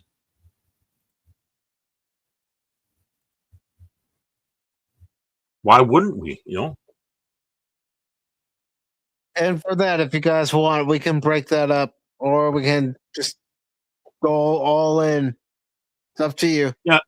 Yeah, I mean, it's not as long as Gettysburg, but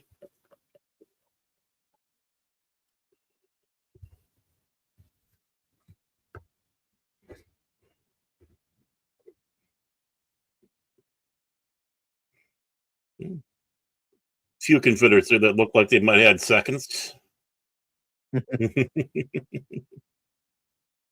Oh, that one's me right there. Yeah. Yep. How are you doing, Phil? If you want to watch the movie, what's left of it, anyways, the Kosmi link is pinned to the top of the chat.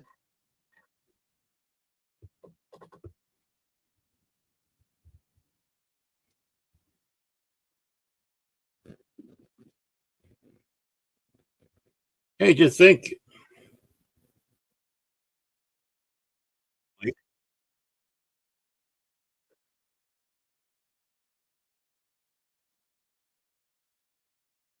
According to what Phil has to say there.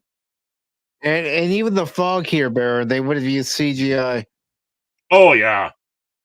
Or the other trick, putting Vaseline on the lens and stuff like that. All little tricks. I'm sure they had enough fog machines running. Mm-hmm.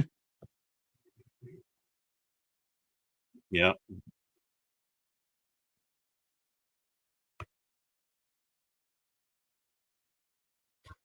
Yeah, I know what you mean, DJ. There was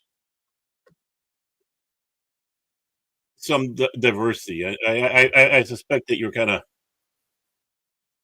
might be joking there, but again, like I said, you did have. Well, Okay, DJ, you that's did have, you,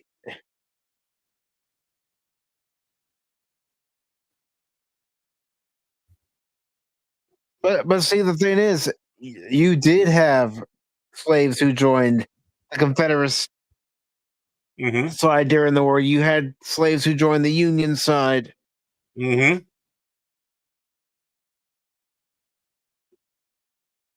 Boy, DJ is really working the room. He's working this room and the Cosby room. See, that's professionalism. Mm-hmm. DJ's a professional, but look at some of the looks on these soldiers' faces. I mean, again, they're extras. They're probably, like I said, reenactors. They would know how, uh, how they would be. May them know that they're walking, marching off to their death. Mm-hmm. Just kind of reminds me of those great Avalon Hill games, like the one they had Gettysburg. You could actually Yeah. change the outcome of it. Well, I suppose the cannons woke you up there, DJ. What that'd be a good what would you say? Alarm clock. Yeah, I'll watch you. this is a great movie to watch. Hmm.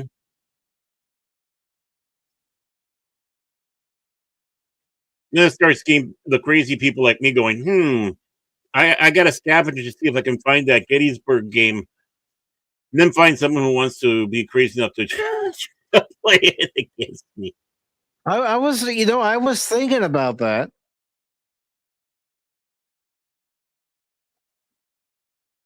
I mean, I don't even know if they got for like the tabletop, on online stuff if they have that game. Avalon Hill was great. I think they're owned Mhm. by, they got bought out by Hasbro, so they What kind of, wasn't bought out by Hasbro? yeah. So basically, that kind of went, you don't see stuff like that anymore. Lechtoven's War, World War One air battles from 14 to 18. Sid Meier's, did he actually make a Gettysburg? Sid Meier's? I know he done a lot of stuff. I don't know. I mean, seriously, if he did one of those and was, Look you, at you that, could, Baron. holy cow, yeah, that too.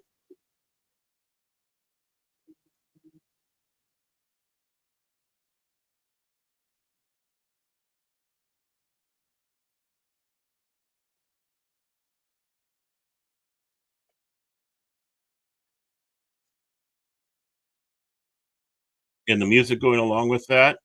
Hmm. You don't need dialogue in scenes like this. Mm-mm. And when It's the the music. camera's doing flyovers and doing wide shots of, the different lines walking up, different regiments, and Holy cow, they do have it. I have to look into that. Oh, Game Ranger. Yeah, you can play it with Game Ranger.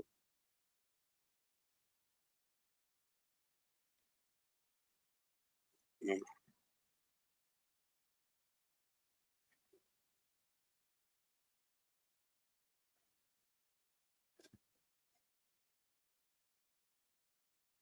again, like you've been saying, Baron, in the actual battle, you would be able to see an inch in front of you in some cases, Yeah. going through all that smoke. And can you imagine smelling all that sulfur? Oh,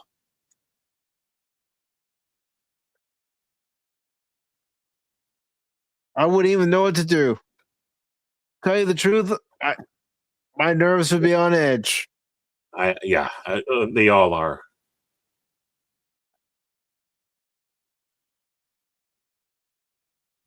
Mhm.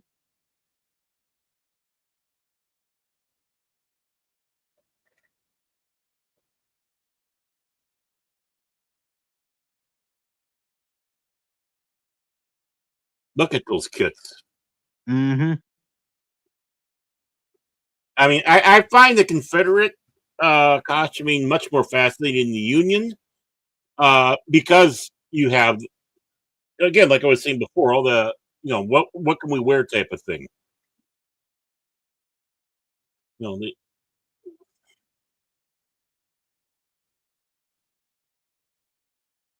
know, they got Billy. That's what that one guy was almost looking like.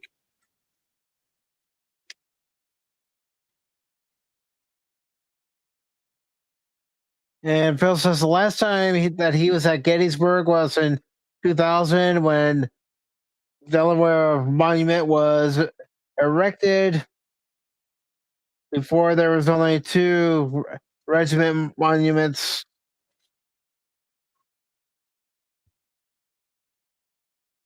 And near angles at Pickett's Charge and only monument in the Union. Mm-hmm. Can you imagine being those Union soldiers laying flat like that as the cannons are being fired over your head?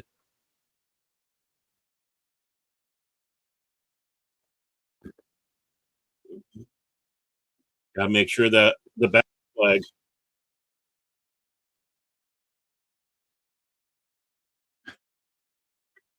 Really, if you There want to take a was look no at it. OSHA back then, DJ.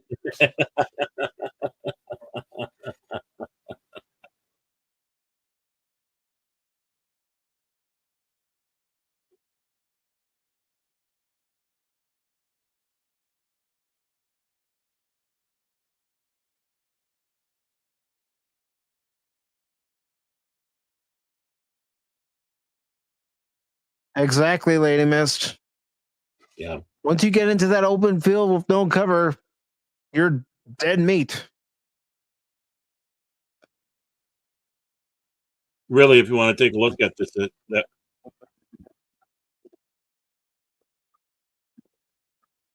no man's land. Mm-hmm. And in a way, they kind of have a trench type warfare with those rocks built up and laying down like that. Sure, they Yep. don't have the trench and all that, but it's that laying and waiting. It's like, okay, over. Once they crossed into that open field, it was the point of no return. Mm-hmm.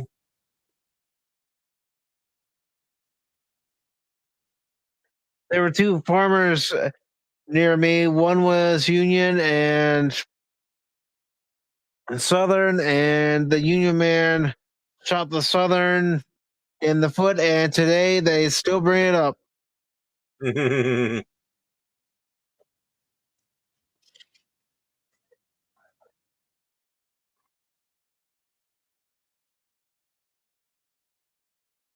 Indeed, DJ. Indeed.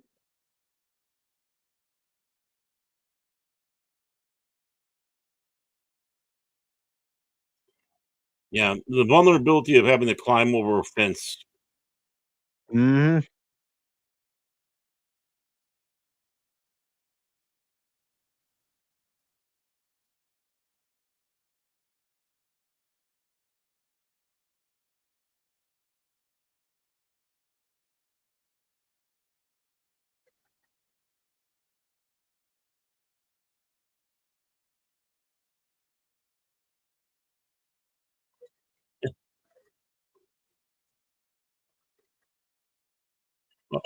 Oh, don't worry, DJ. We're going to get into the aliens with the little corporal with the funny mustache uh, right after this. So we're going to make sure that this is History Channel. Aliens. Maybe we'll talk about how aliens were involved in this battle. Oh, look at those flags. Well, that's the thing, DJ. I don't consider myself a history buff because there are some facts I don't get correct. I'll admit that. But Yeah. I do respect history and have knowledge of history, and it's important that we don't forget things in our not just our country's history, but the world history, so that we Mhm. don't repeat it in some cases.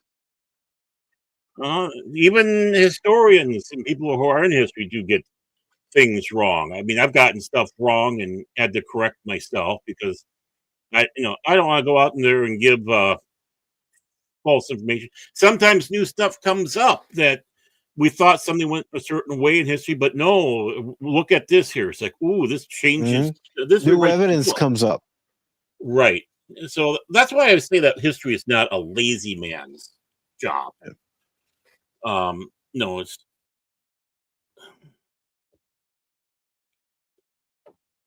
if only the winners write the book of history, then why is there so much information about the Confederates? Hmm. Why is there so much information on the Third Reich? Uh, Yeah. Stuff like that. So a good historian makes sure he gets the whole story. A propagandist and lazy historian is the one that just goes Yep. by, oh, I read a book, you know. Mhm. And Lady Miss brings up over 1,000 dead, and about 6,000 were injured.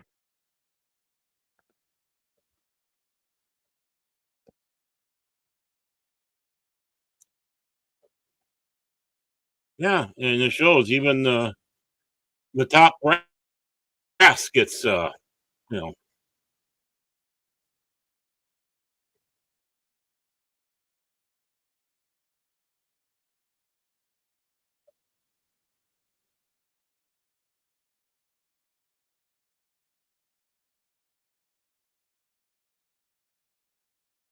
Bill says there was a woman in Pickett mhm, charge. She was in the North Carolina Regiment, and she was killed right after her husband was shot.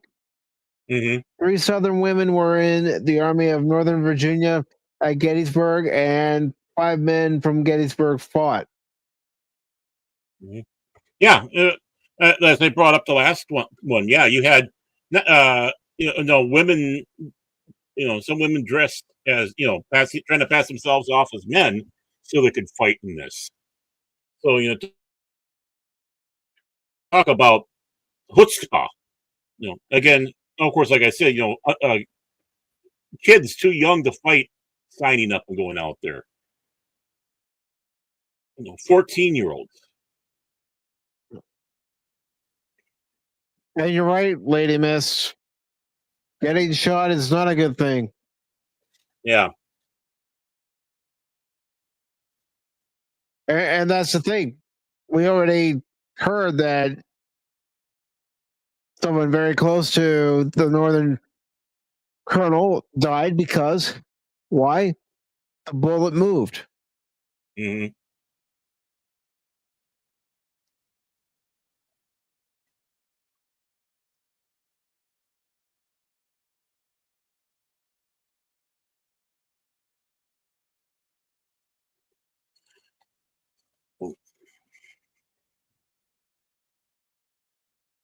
Yeah, they make themselves a target on the horse. They Mm-hmm. know who the big cheese is. Yep, there's Take Ted them out. Turner. Yep.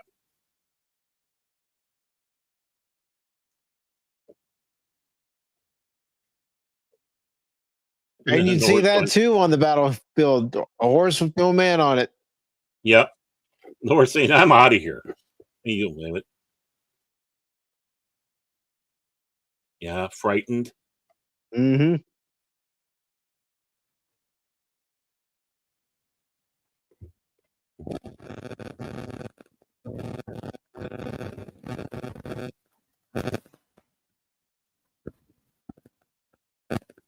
Putting the See you, Ted. yeah, bye, Ted.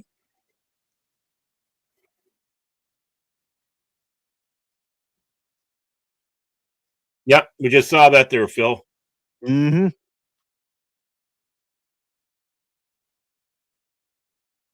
General Patton.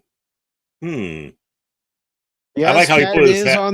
Patton is on the list for next year, with it being the 250th Oh, anniversary of the country.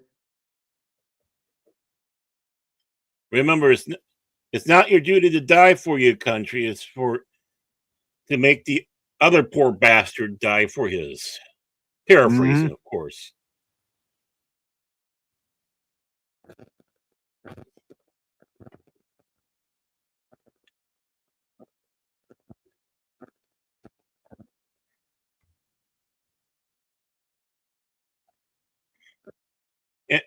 And, and see that's just it. A lot of these people today don't understand what warfare is. You know how it changed so much, and well, Mm-hmm. basically almost 150 years now.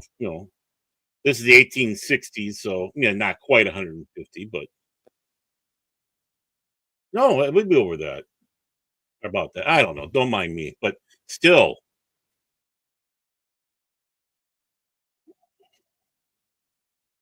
I know what you mean by Turner Rising, when he turned all the black and white movies that he owned and added hmm color to them. yep. And my opinion on that was okay, fine, you can do that. Just make sure you keep the black and whites and you keep them nice. Yeah, don't get rid of them. Yep. Let people watch those movies as they originally were. hmm They were saying about how, well, they're not getting the colors right because these were the colors they actually used. Yeah, so it looked like a different color in black and white. So, yeah, you want to match the color they're trying to portray, not what was actual. Like the first Doctor's and second Doctor's council, in Doctor Who, Mm-hmm. is actually was green, a light green, or like a Sucret's green. But when you saw it on the screen, it made it look like it was white and you know having more of a presence. So Mm-hmm.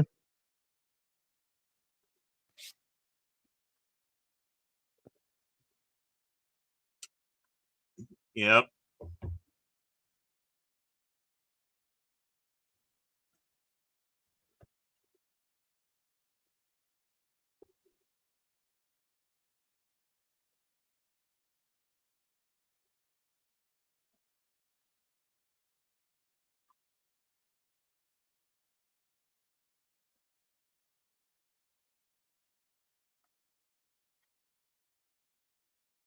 They don't tell about Longstreet launched his attack.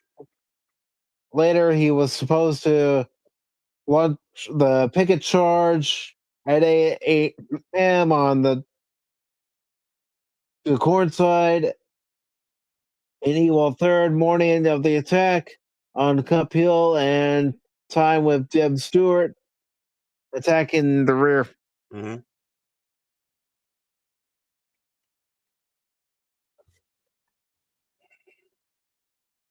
I mean, Well, listen to one guy. What do they do? even planning it out, miscommunication, things that occur in the battlefield. Yeah, what do they call it? The fog of war.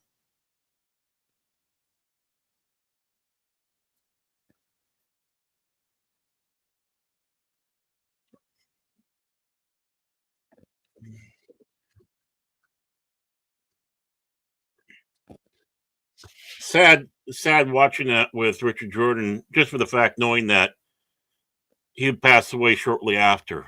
Mm-hmm.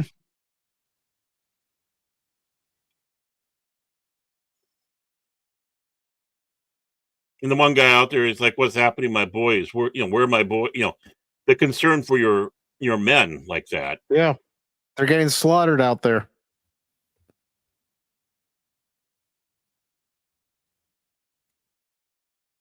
Well, they had a good start with the cannons, but they didn't quite soften them up enough. No. All those banners and flags.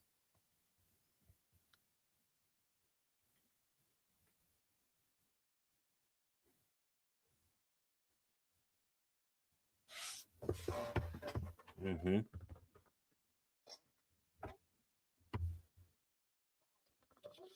Yeah, Richard Jordan.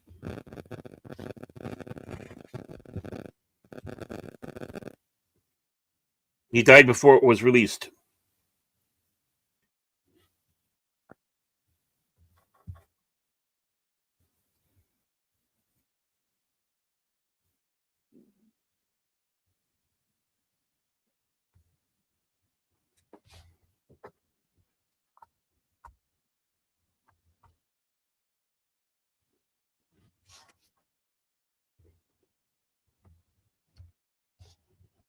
Mm-hmm. Yep.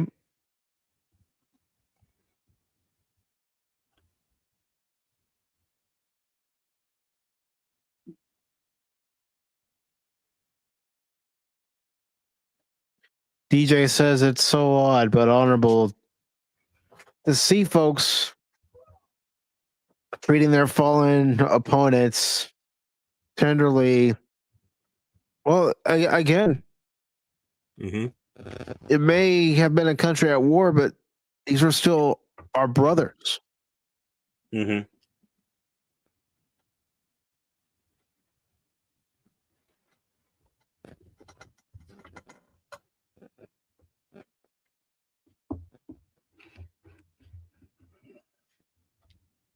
Richard Jordan was such a great actor.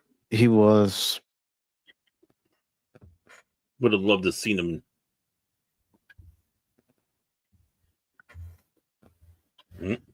They thought they had a battle plan, Lady Mist. They thought they had the advantage.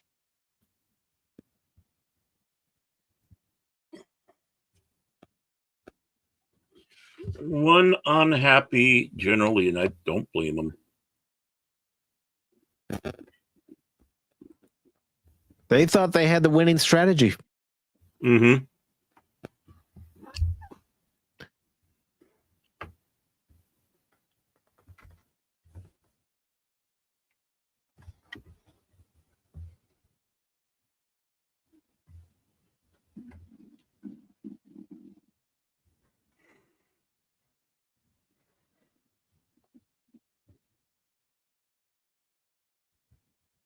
Yeah, that's what Baron and I had mentioned earlier in the stream. Mm-hmm. And maybe even Sunday too. Yeah. Yeah. Well, ooh.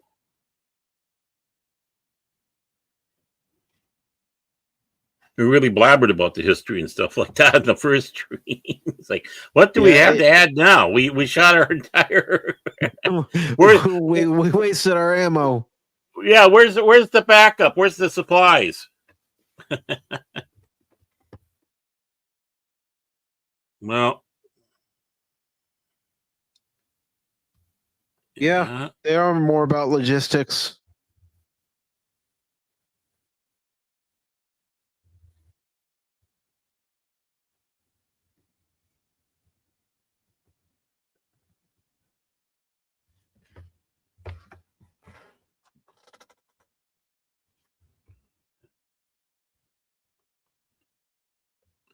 I suppose he really got his bell wrong. Oh. Yeah.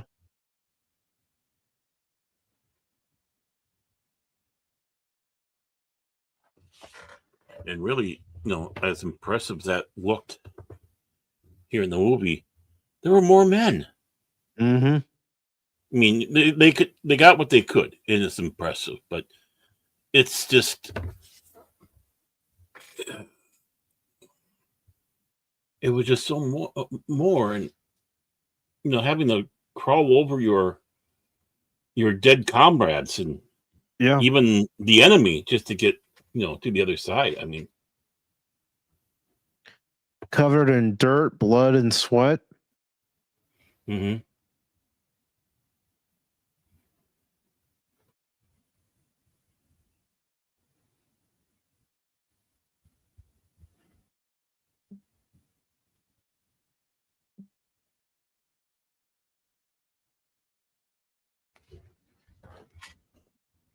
And Phil says, in the end, even if Lee won Gettysburg, it wouldn't have meant the South won the war. No. but it would give him a lead. It would give him it would give him a boost. Because again, it comes down what's going to happen in the next battle.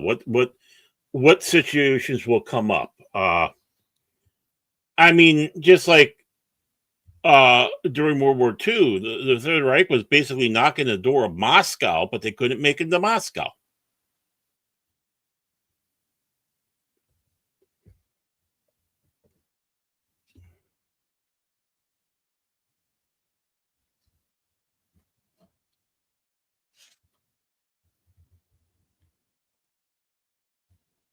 Tim says that his great grandfather was in World War One. He later became the head of the American Legion hall there in town he lived in. There was someone who fought with the Austro-Hungarian Empire.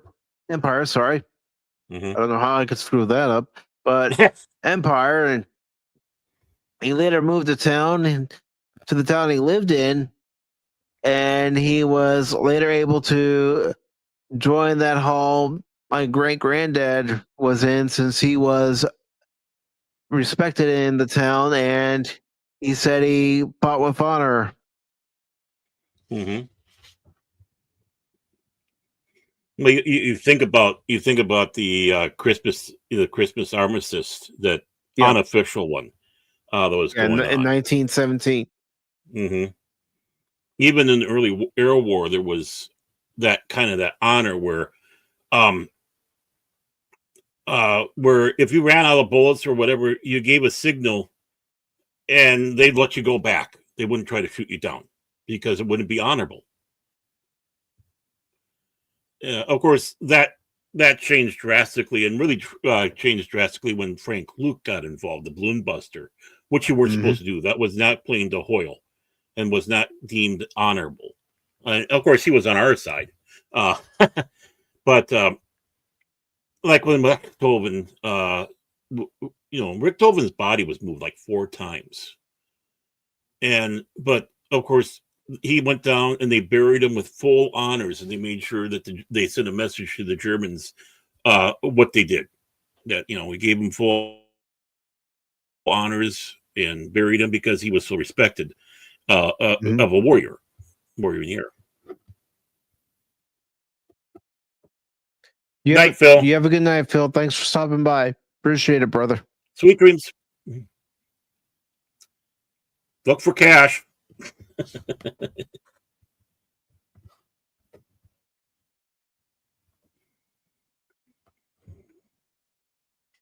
This is where Lee knows that he lost. Yep.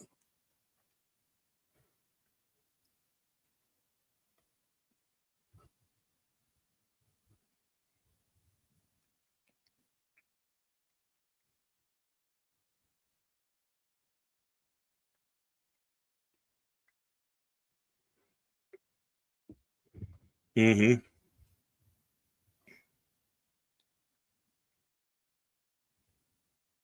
mean, this would have been a big boost for the Confederates if they wanted. Oh, yeah. I mean, a moral boost, tactical boost. But again, like Phil said earlier, it doesn't mean that they were going to win the war off of that, but they really had the odds on their side then. Mm-hmm. And to think how close to D.C. these battles were. Can you imagine that? On the back door of Washington, D.C. Richmond and D.C. were not that far apart from each other. No, they're not. They really aren't. I mean, nowadays it's not even a train ride to go from Norfolk up to Washington, D.C. Not a full day, at least.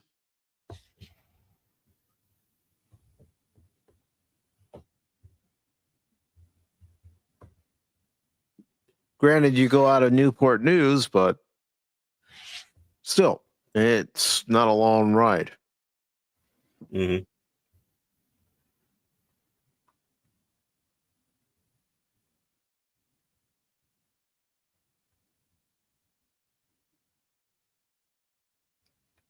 Ooh. I always knew you had it in you, DJ. That's why he's rebellious. Well, he's talking about the estate lawyer, or Mhm. his mom's brother estate. Oh, I thought DJ. Okay, sorry, I read that wrong.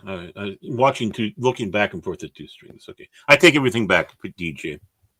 You're still a nerd. Nerd.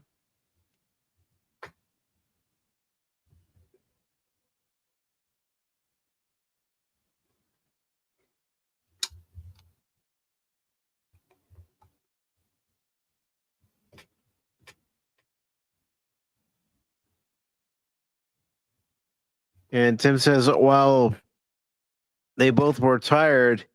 If Mead had maybe the war could have ended. Could have. I mean, that's why it's fascinating to play with Avalon Hill games and try to divorce yourself from the actual history, how things were, and do it. What you think is the best way, and play D-Day Avalon Hill again. I mean, it was a long time ago. I was young, but I played the German side, and I actually won.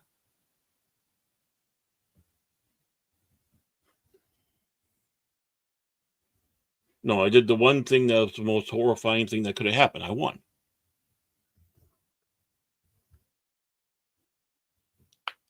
Well, you use strategy. Mm-hmm.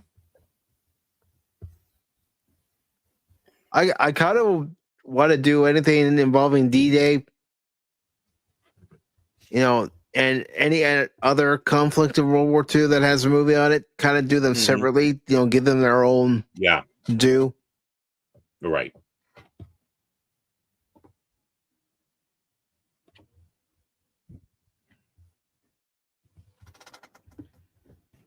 Digging the graves.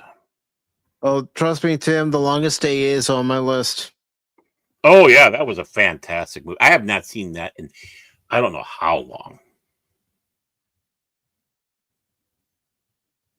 Last time I watched it was with my dad. Mm-hmm. Yeah, I mean, I hate to say this. I can put in decades since I've seen that movie. I hate to say that because it just makes me feel, oh, he took someone out of their misery. I don't know if anybody saw that in the background there. The guy shooting the pistol at one of the wounded. But that's what you did. If you saw that the person was in pain, there was no way for them to get proper medical care.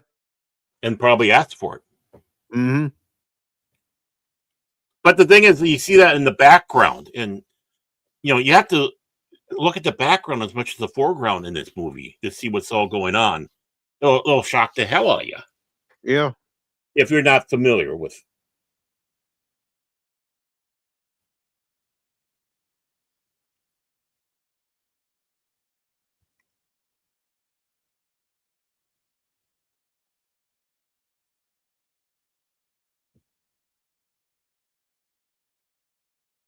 Yep, they shot horses. Yeah. Sometimes in battle, they shot them so they could use a horse as a shelter.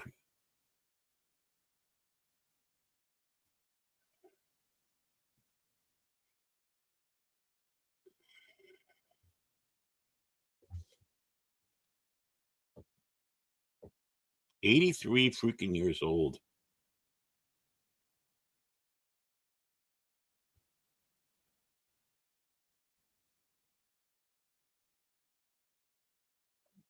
Let me get rid of that.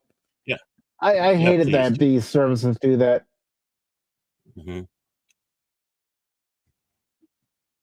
Mm-hmm. Didn't make it. Nope.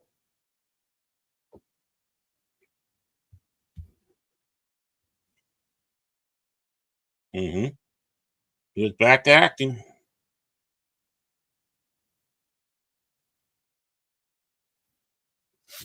Mm-hmm.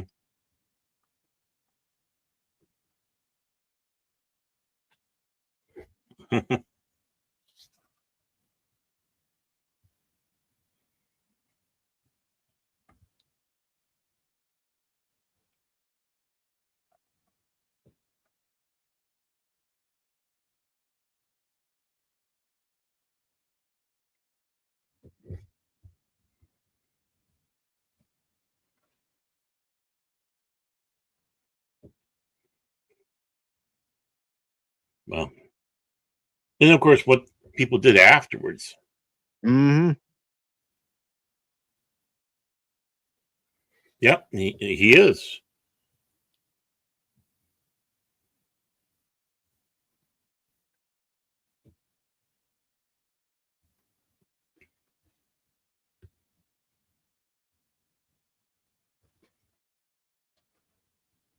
Hmm. In some ways, a loss like that fires up, you Yep. fires you up because you want to avenge. You want to show that you can do that.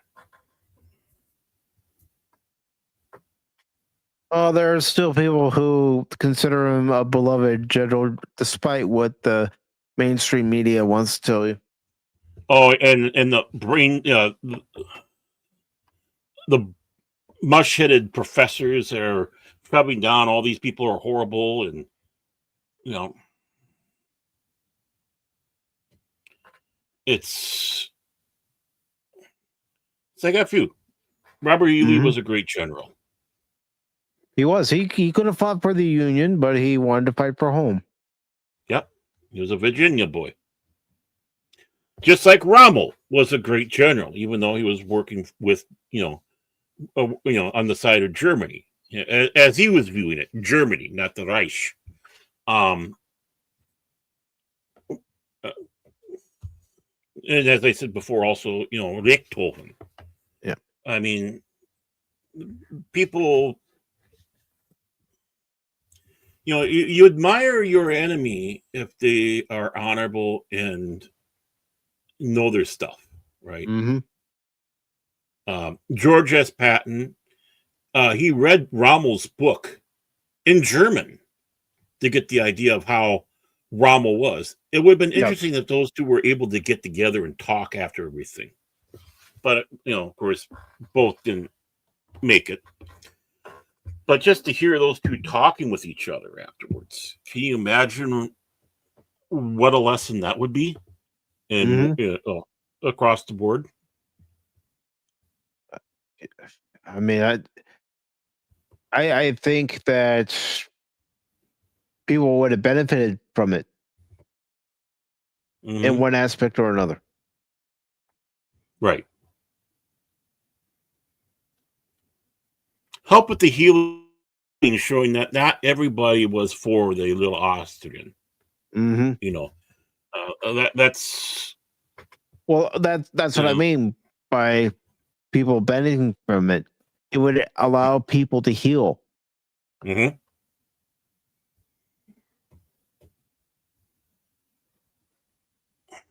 My dad would go to a Volkswagen dealership because he bought Volkswagens, back in the day because, well, they're inexpensive. He had a Volkswagen bus. My mom had two Beetles. One was actually a quote unquote super Beetle. It was a kind of fancied up Beetle, but it was still a Beetle.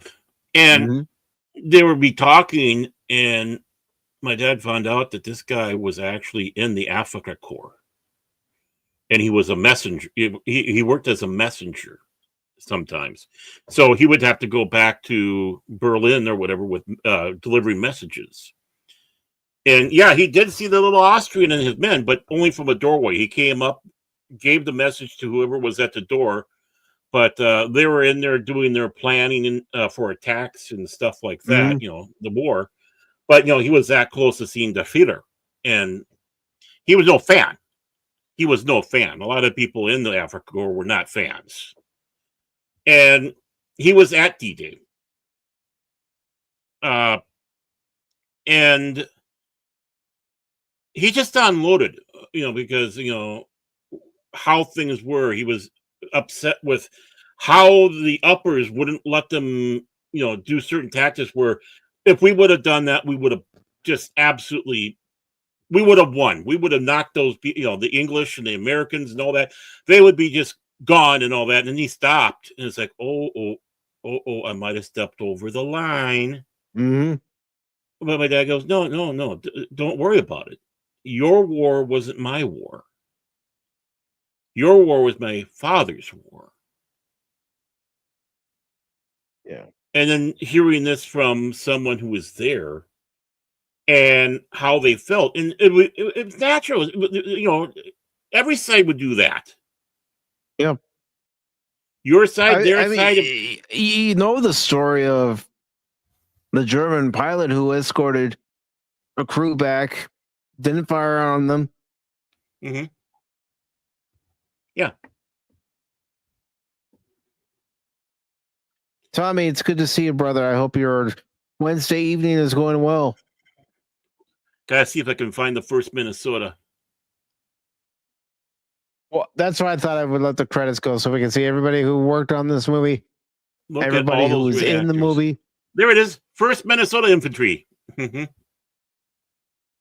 Makes you proud, doesn't it? Yeah, it does. And look at all the extras they had that were out of there, Mm-hmm. I mean, plus this wonderful music. Yeah, it is. You literally had on that set people who knew back and forth what was going on. It's like having a bunch of historians as your extras. Yeah. And Lady Miss says, my teacher taught that all were honorable. It was the governing bodies on both sides that were to blame for war by not working out a solution that worked for the American people. Mm-hmm. I mean, sadly, there's times when you have to go to war. Sadly, you don't want to, but you've been attacked. Whatever, and that's a just war for you because you're protecting your homeland. It's not just for the others because they're trying to come in and take your land, and you have to protect yourself.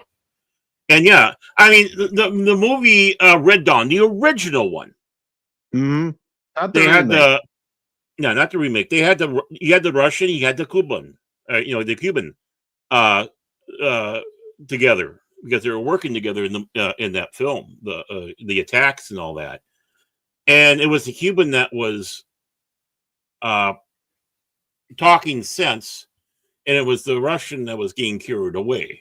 And that's just it. You do have people that are quote unquote the soldiers on there, and they're scumbags. I mean, they're just scumbags. They think this is their opportunity to do whatever malicious things they can do, and that's even soldiers. The average soldiers sometimes, and just the horrors that are done just off of that. And sadly, whether it's America, Germany, Iran, Iraq, Russia, it doesn't matter. That's why I sit back and say is like,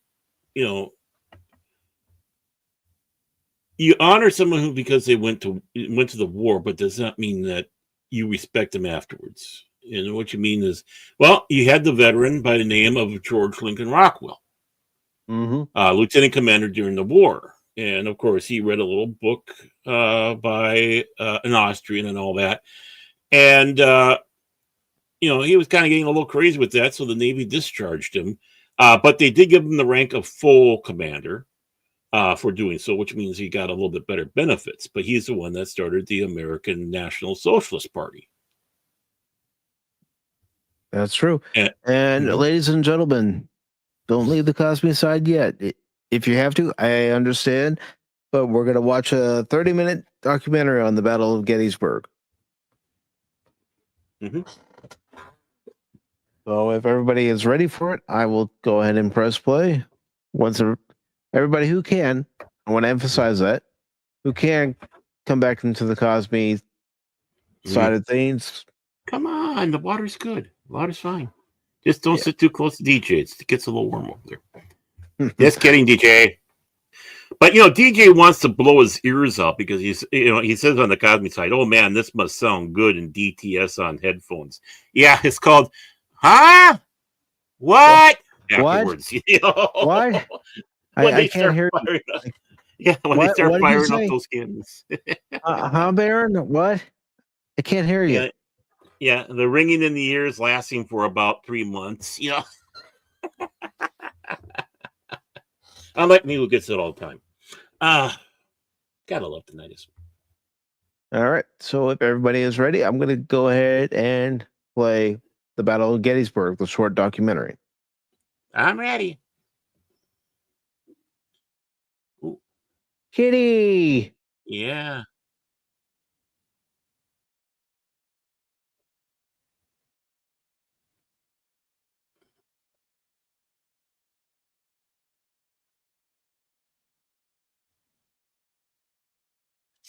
Yeah.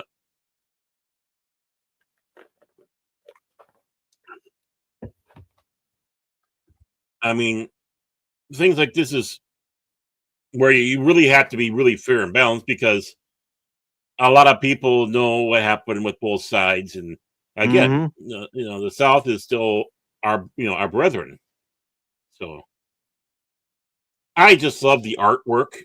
We need to bring these fonts. We need to bring real artwork back, right?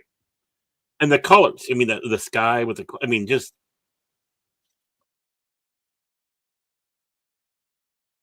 And like I said, I love these the fonts that they're using.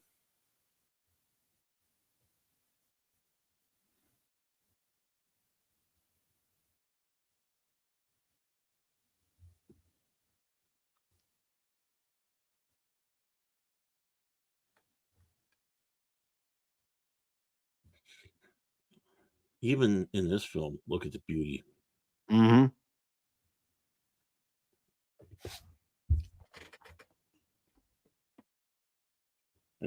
Yeah, as the Southerners called it.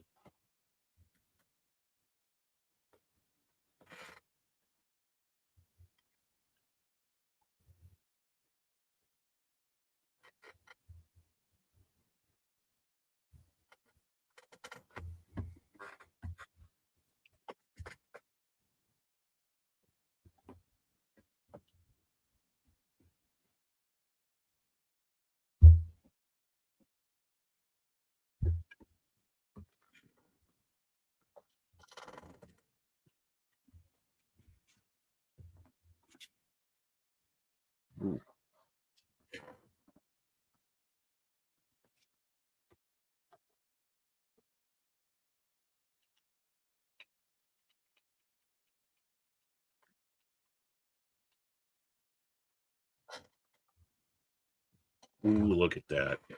Mm-hmm.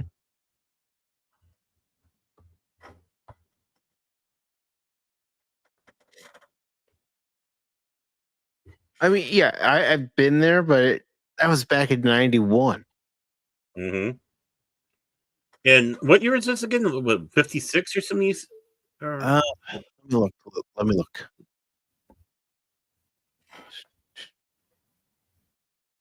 All right. I'm just gonna minimize the screen real quick. See if it says. Well, I'll wait till afterwards. Ooh, they got it in Blu-ray though. Ooh.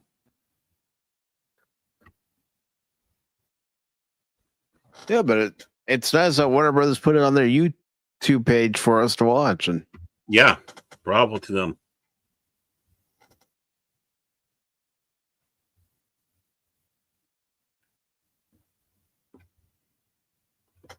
Look at those buildings. Mm-hmm.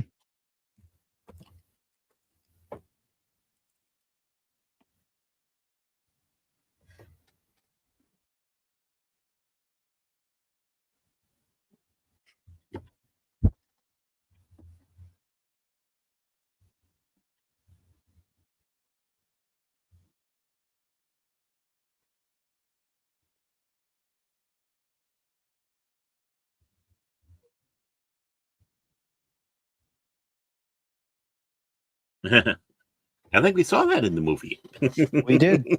Yeah, I know. Just slight sarcasm. I know.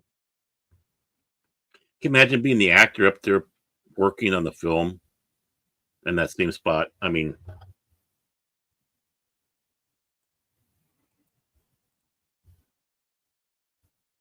Tommy says his mother's ashes and some of his father's ashes are scattered at Devil's Den. They love visiting Gettysburg. mm-hmm.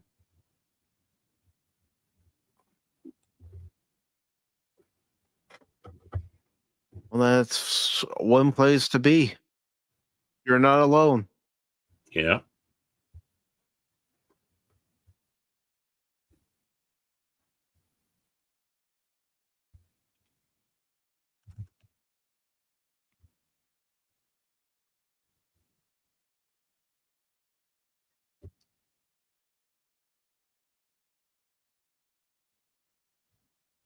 Wow.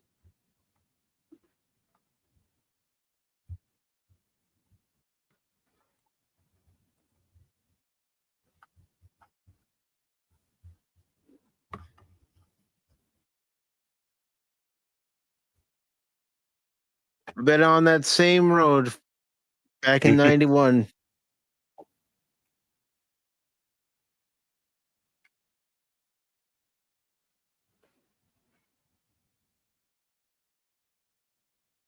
Hmm.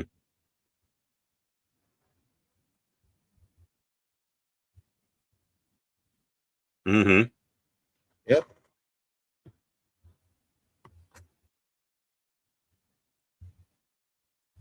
Imagine that.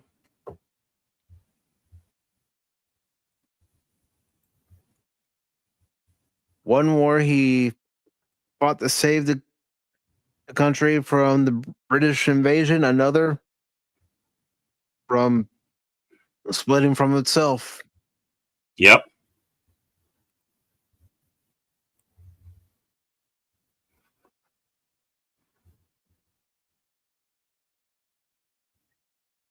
And like I said, if I was living that day, with my anti-federalist attitude, I probably would have sided with the South, the Confederates.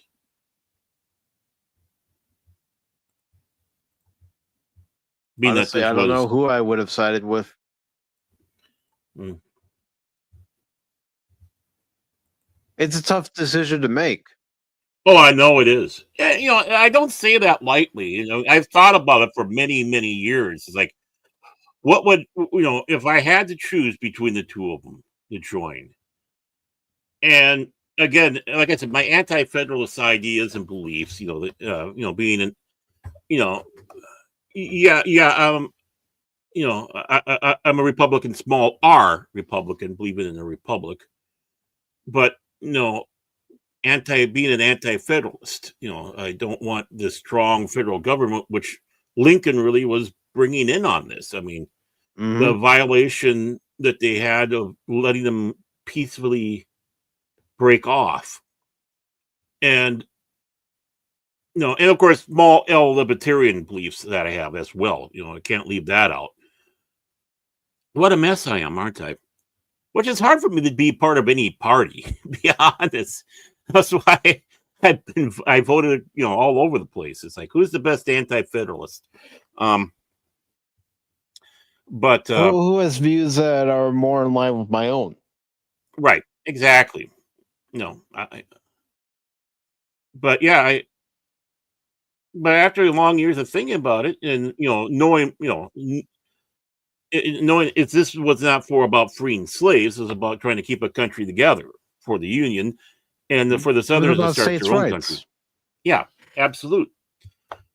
Which I'm a strong fan of. I mean, uh, bring up a touchy subject. That's why I was glad that Roe versus Wade was destroyed. Why? It doesn't mean it was the end of abortion. It just gave it back to the states that we had before Roe versus Wade. Because again, it was states' rights before they did that. And then having Well, the federal government coming in and usurping over a state's rights, it's like, no, that's not how you do it. just one thing that I know is controversial to a lot of people right now is the Department of Education. I don't think the government should determine the curriculum No. for schools. I think it's up to the individual states. Mm-hmm. In school boards. Remember, when you start getting a centralized education system like that, that's what Soviet Union did. That's what the Third Reich did. You have to teach this or else. And do you trust the government? Mhm. I don't And care who's Tommy sitting. Go on. Sorry. and Tommy says, funny thing, Jefferson Davis would fit right in with the current Democrat Party. He wore a dress trying to escape the Union. Yeah. That is, yeah, I know. Snarky, but no, I think today he'd massacre them.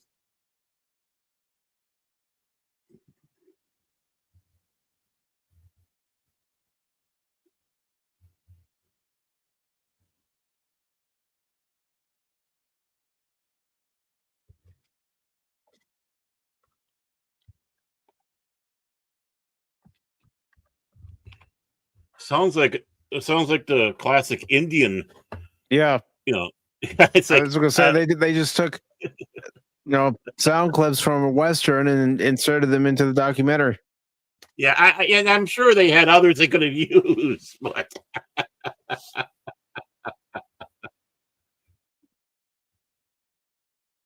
here comes the first Cherokee infantry.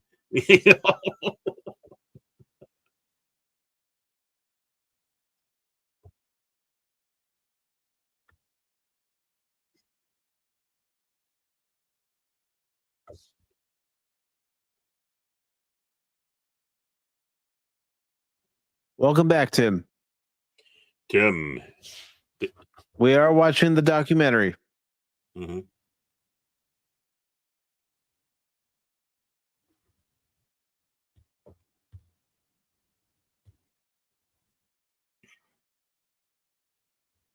Hmm.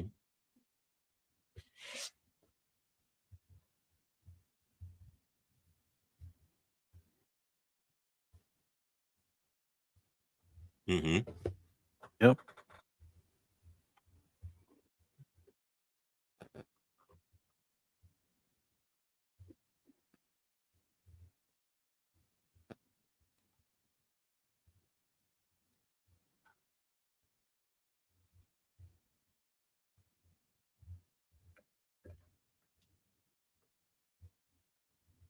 Hmm.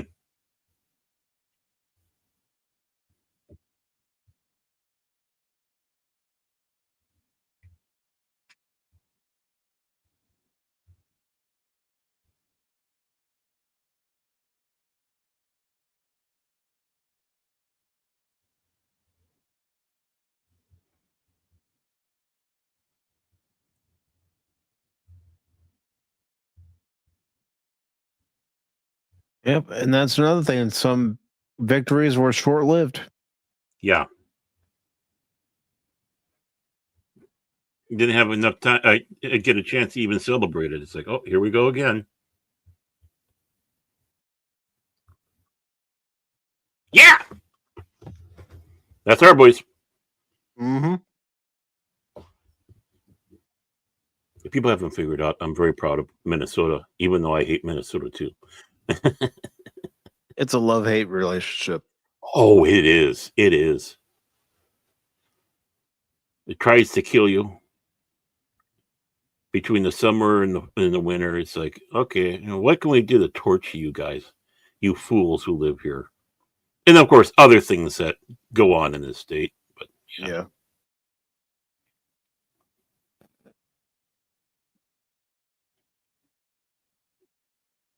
look at those rock walls. Mm-hmm. I would like to go back to Gettysburg one of these days. Yeah, I'd love to at least see it. I mean, I was never, there.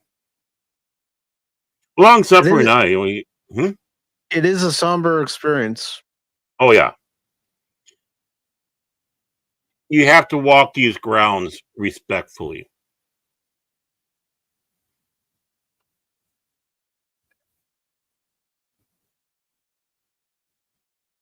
Hmm.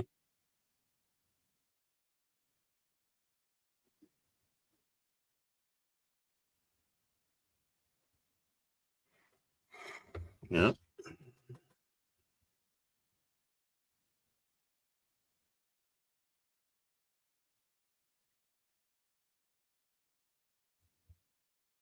And how do we know all this information? First-hand accounts. Yep. People's diaries, journals. I mean,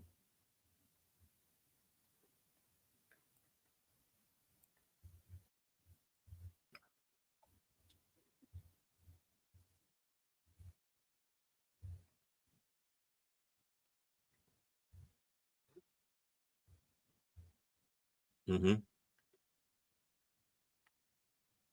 And we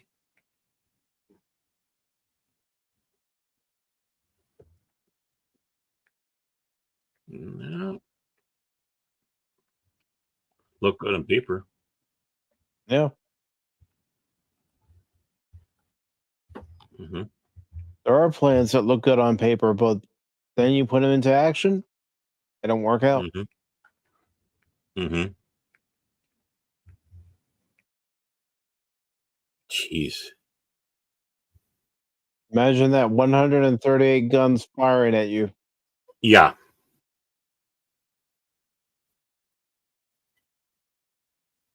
Yeah, you wouldn't even see that over there.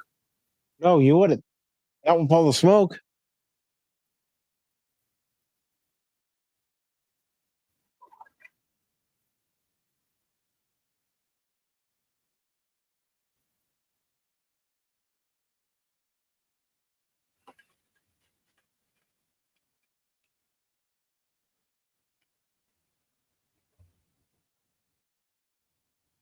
That's good. Good, Tim. It must be a fascinating read. Having your grandfather's diary from the Second Great War.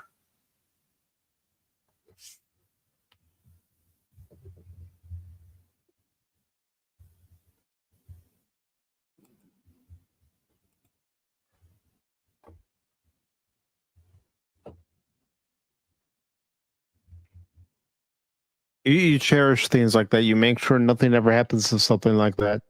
Mm-hmm. In some ways, you want to find a safe way to scan it all in, so at least it's there. Yep.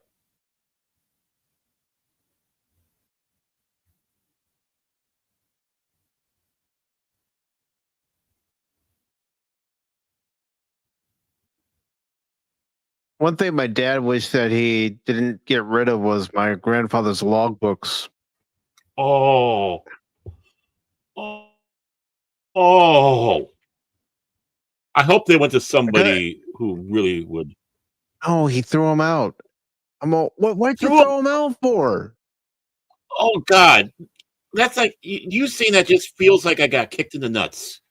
I Oh, felt like I got kicked in the tummy. What are you throwing them out for? I don't know what I'm going to yeah, do with them. Leave them to me. yeah. You know what to do with them, right? That's history. And then he did say to me a couple years later that he regretted doing it. I said, I told you not to do it. Mm-hmm.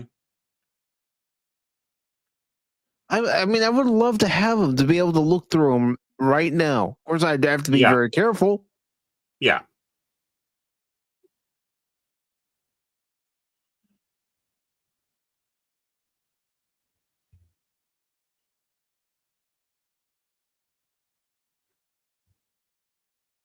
Bum, bum, bum, bum, bum, bum, Yeah, I bum. wasn't too happy with him when he did that. Oh, actually, my dad wouldn't have done that. But if he would have done something like that, you imagine, imagine the language that had come from me.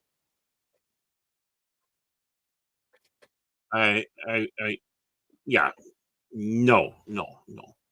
I did tell him, I said, you know, you're stupid for doing that, don't you? Which, of course, you're right. He said, yeah, Michael, I know.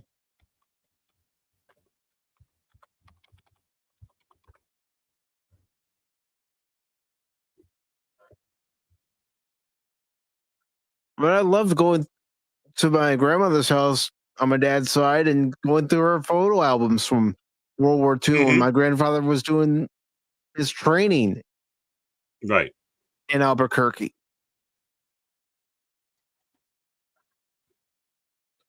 You know, you don't know how surprised I was that that in a town of Waconia here, uh, they have their World War II museum in there. It's Mhm. not big things, but they have like tons of uniforms and such. And then they had pictures. I started flipping through the pictures, and lo and behold, I see a picture of my grandfather at Fort Snelling. No, he wasn't at Fort Snelling. The picture was actually taken out by in our town here. He just got his uniform. He didn't even have the pins and all that stuff you would put on the uniform. It was just basically him in that uniform, and a friend of his took a picture of him, and somehow all these years later, there it was. And so I had to make sure I got a copy of that. I mean, that had to be a thrill for you when you saw it. Well, at first it was a shock. I mean, it's like, whoa, what Of the? course, it's like, wait a minute, I know that face. Yeah, and then yeah, then it was.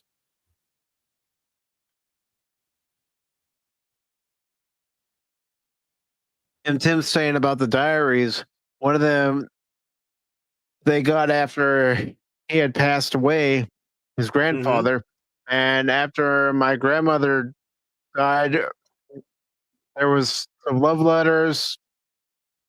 Hmm. I don't read, and I didn't read, and so did my sister and parents, and we ended up throwing them away. Their Oh, love life was none of my business. But wouldn't you have been interested in knowing how each of them felt at the time? right. I mean, sometimes those intimate things, uh, expands on who the person was, or people were, what Hmm. they were thinking at the time, what built their relationship. Oh, I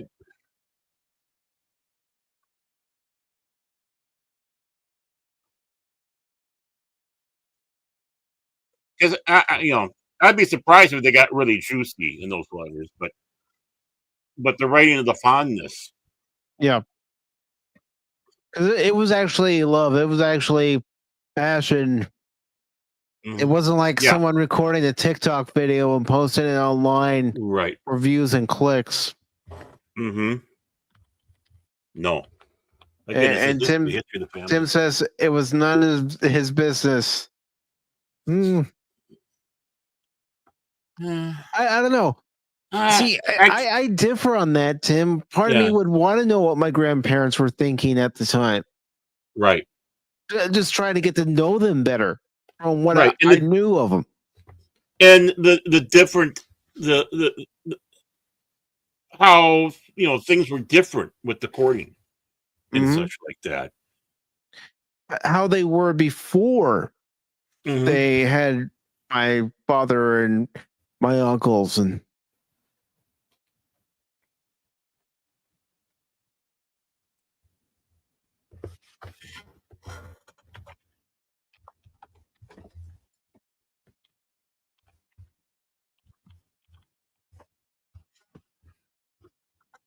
Ooh, I mean, to read a real life love story. hmm, Hi, Mouse. yeah, I look at it this way: if my grandparents had fallen in love, my dad would have never been born. Yep. And same goes on my mom's side. If my Right. grandparents on my mom's side weren't born, my mom would have never been born. They would have never met. I would have never been born. My sister would have never been born. Hmm. So And it would have been interesting to find out what they were thinking. hmm.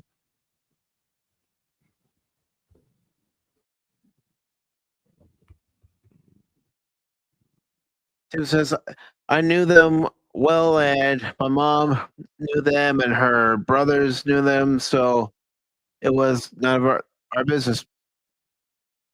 I can Mm, understand that aspect, but yeah. I am also wanting to know as much of my family history and also Hmm. you know what it was like for my grandparents to court each other. Mhm. Yeah, and for the next generation who never met them, Mm-hmm. and For that such. So aspect. I have to respectfully disagree. I mean, I realize, Tim, I know where you're coming from. I know where you're coming from. I honestly do.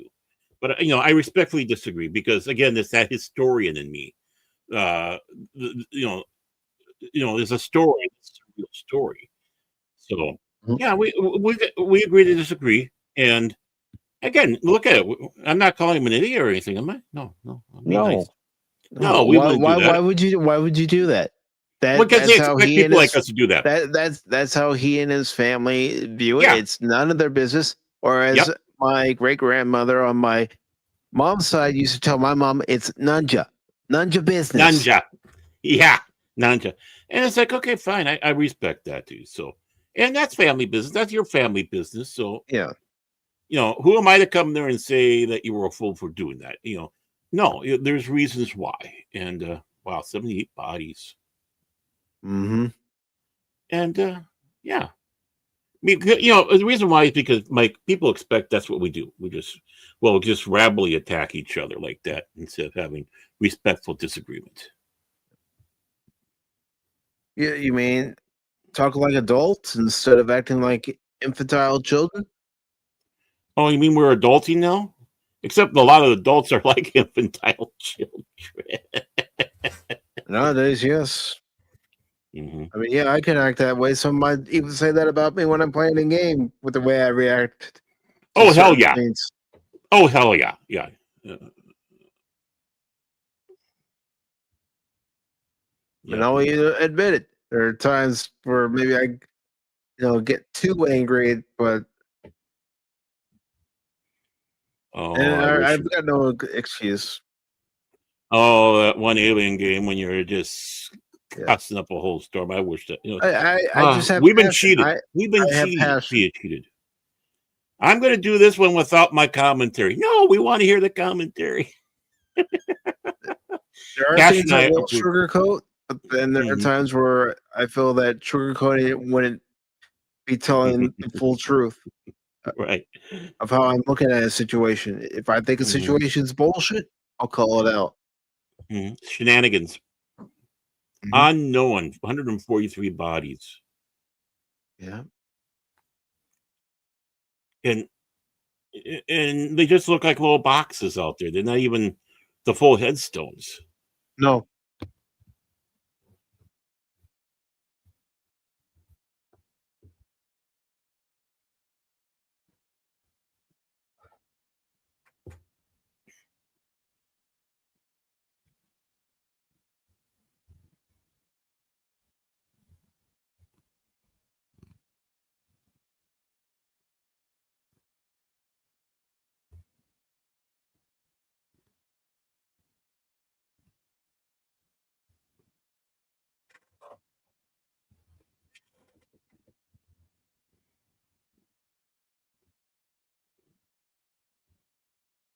And see, my aspect of, wanting some of that family history is because I didn't know my grandfather on my mom's side. Mm-hmm. And I barely remember my grandfather on my dad's side. So something like that is something that I would have wanted to keep. Yeah, asking my grandmother about my grandfather on both sides, I got information. See, yeah, I mean, I was blessed. I knew both my, both sides, both grandparents. I even knew my great grandparents on my father's side, Walt and Claire, and clear up. And so, just hearing what they're talking, hearing them talk and such like that. So, I mean, and I do consider myself very blessed for having that opportunity. None of the other kids, my cousins didn't really give a shit, which is a shame. But then again, they're very shallow schmucks, which is sad. But and neither here nor there. But I would hear this stuff. I would hear. Even my uncles. I mean, we were pretty tight back then, and with basically everybody's gone, it's like, oh my god, there's there's nobody no more. Mm-hmm. You know, I don't hear my uncle talking about baseball stats or football stats or horse racing or the mafia. You know how all this love about the mob.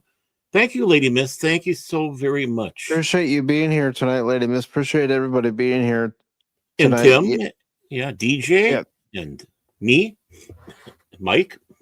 Well, that's why I say I appreciate everybody being here, because I do. I mean, you know, Baron, and I don't mind sharing this. Okay, sure. The only way I ever got to know anything about my grandfather, because I was 6 years old when he passed away.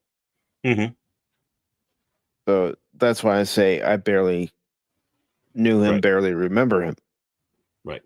And the only time, you know, I would find things out is if I asked my dad, if I asked my grandmother, or, you know, around Thanksgiving dinner and Christmas, I would hear things about him. Oh, yeah. But having not really known the man that well, I would have loved to have found out, you know, what life would have been like had I gotten to know him better than what I did, what I remember. Yeah, exactly. Same goes, although different, for my grandfather on my mom's side. He passed away short of a year after I was born. Mm-hmm. And, you know, I wonder, you know, what kind of influence he would have been on me.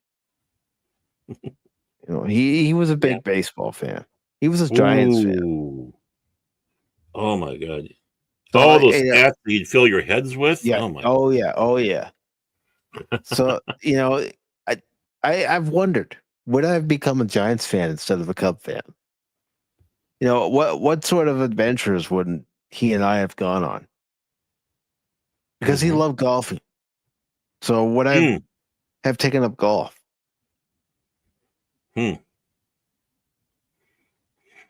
I like the aspect of the camaraderie with golf, but for the game itself, no, I don't think I could do it. Yeah.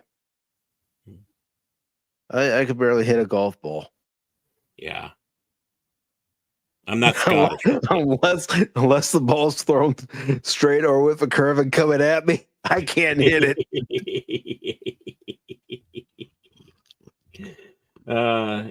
He turned it into Caddyshack. Imagine how many divots I would have on the course, and I have to pay for those divots to be repaired. Yes, exactly. It's like then you get the lucky hole in one, and then you have to buy drinks for everybody. Wait, I got the hole in one. Why aren't they buying me drinks? I'm kidding. Yeah, I mean that's the I know that's the rule. That's on my mother's side, though. Yeah, my great grandmother on my mother's side, she she died when I was like before one or whatever, but she did have the opportunity to hold me as a baby. Obviously, I don't remember that, but but at least there was that connection. There was still physical connection too. I mean, being held by somebody when you're an infant and all that. So there's that could pass, in some way or another, that energy or whatever gets passed down, even though you don't know a freaking thing really about them. And yeah, I mean, family history, world history, local history. I'm a big proponent in the fact everybody wants to get out of their state and explore other states and all that stuff, not realizing that what marvelous things that they have in their state.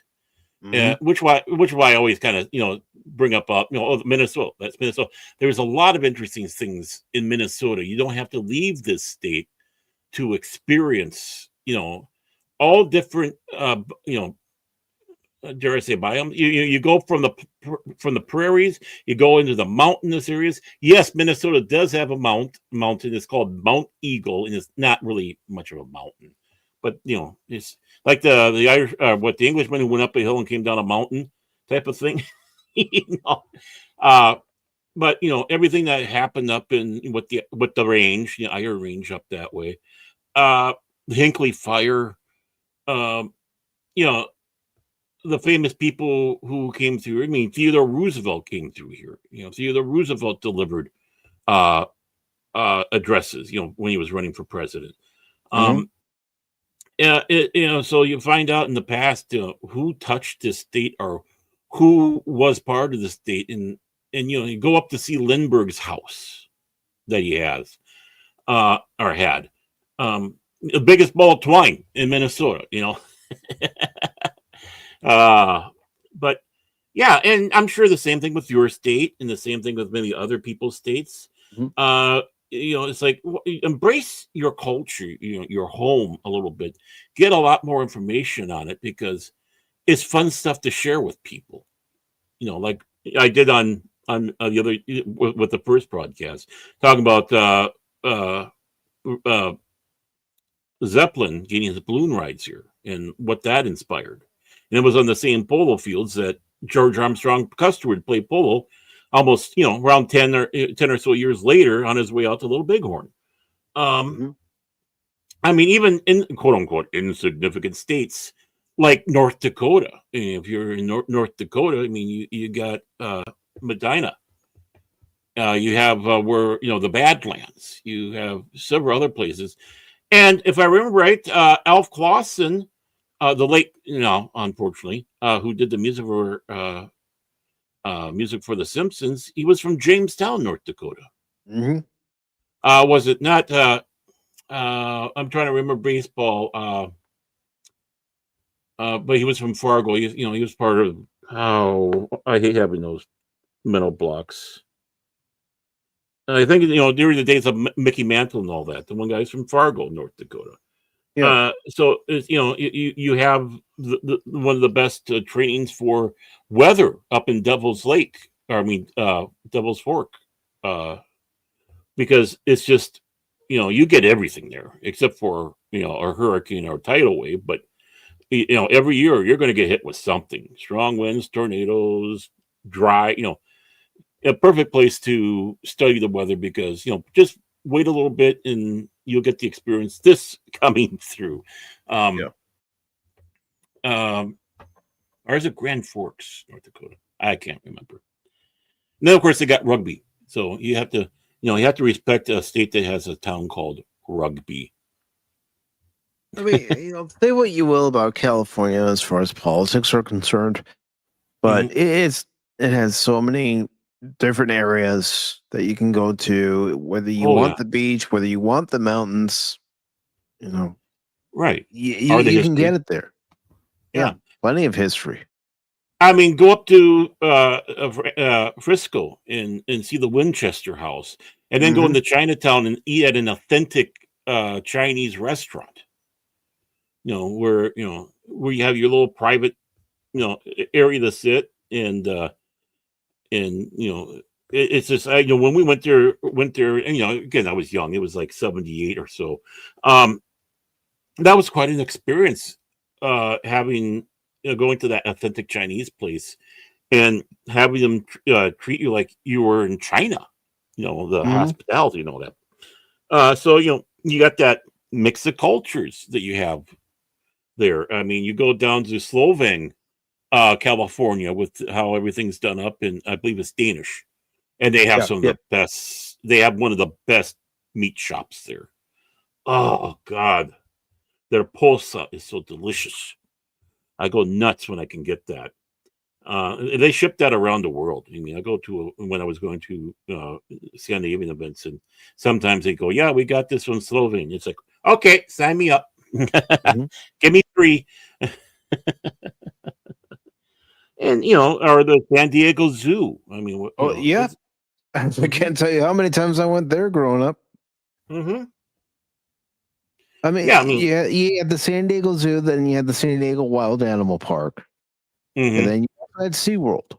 You didn't need right. to go to Disney.